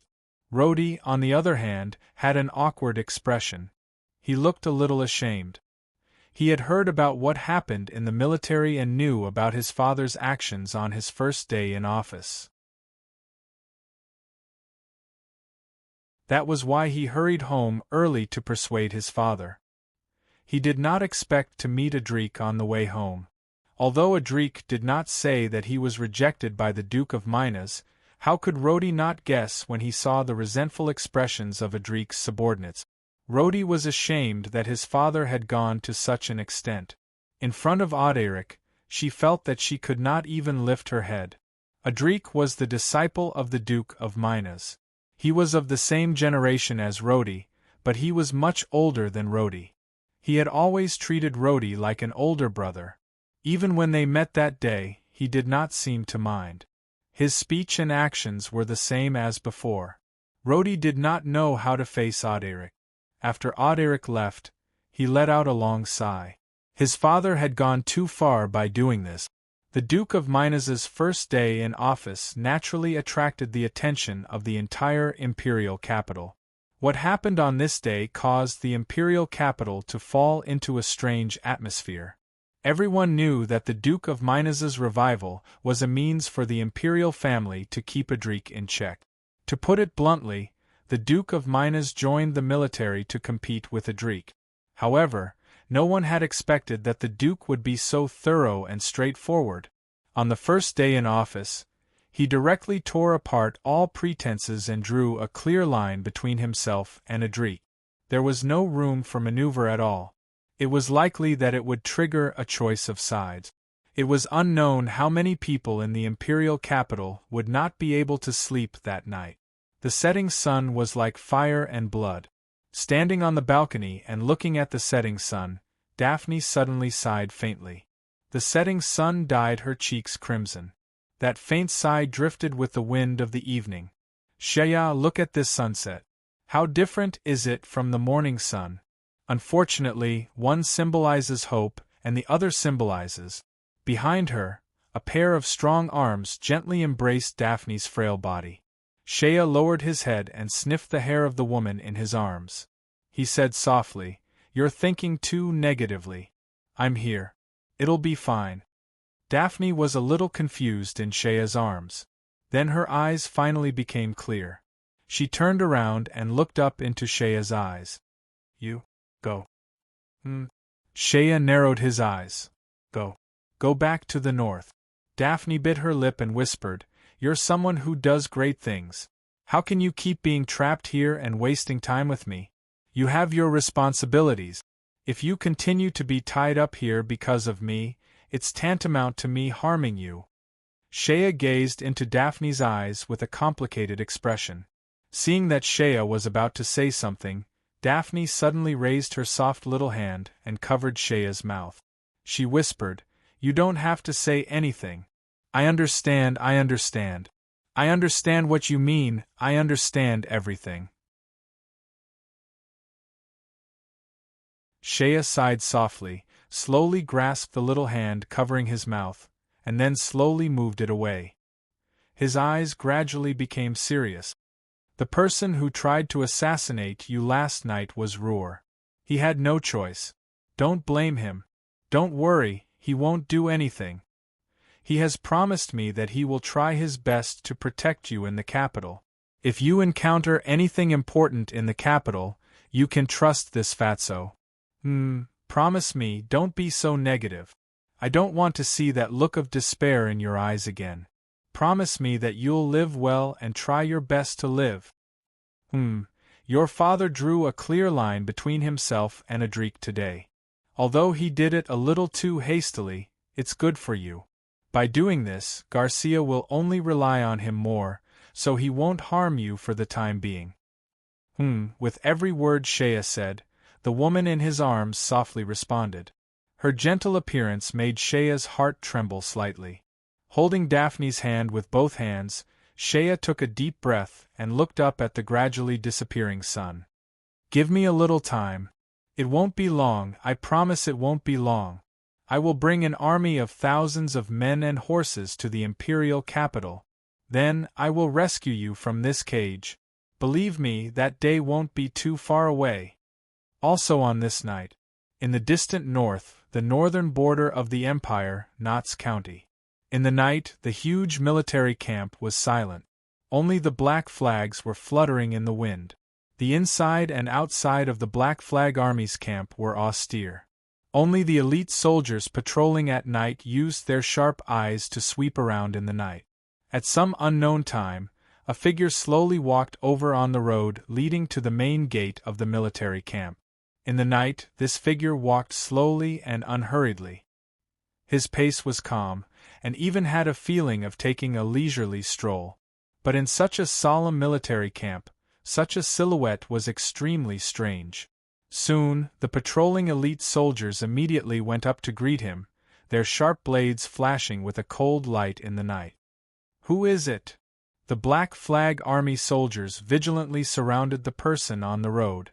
What shocked everyone was that this place was not far from the military camp. How did this strange person manage to make it all the way here? Could it be that the patrolling sentry post in front didn't stop this guy? Under the long robe, this figure finally took off the cloak with both hands and looked at the valiant elite Odin soldiers in front of him. He smiled. He didn't look at the soldiers in front of him who were ready for battle. His gaze had already passed them and looked at the military camp not far away. Obsession. His voice was so gentle, but his voice was so cold. Obsession is a shackle. Hastings, you don't understand. You never understood. As if he was talking to himself, he continued to walk towards the military camp. The Odin soldiers who surrounded him seemed to suddenly all fall down without a sound. In the darkness of the night, this figure walked slowly, and the soldiers who had fallen on the ground behind him seemed to form a strange background. This night, in the northern part of the empire, something that shocked the continent also happened. And after the news of this matter spread, it would be even more shocking than the news of the Duke of Minas taking office in the empire. That night, in the northern border of Byzantium, Naz County, Black Flag Army Camp, Hastings, whose name shook the world, known as the martial god of Odin, was injured by an unknown expert in his heavily guarded Black Flag Army camp. It was said that on that night, the mysterious expert entered the camp to assassinate Hastings. Outside the commander's tent, the most elite personal guard battalion of the Black Flag Army, 300 elites, were all killed on the spot. Hastings, who had always been known as the martial god of Odin, was actually unable to block the attack of that mysterious expert. Inside and outside of the commander's tent, apart from Hastings, not a single one of the 300 elite guards survived. By the time the soldiers in the army rushed over, the assassin had already floated away. Only Hastings was left lying in a pool of blood, on the verge of death. To be continued. If you want to know what will happen, please go to www.chidian.com. There are more chapters. Support the author. Support legal reading.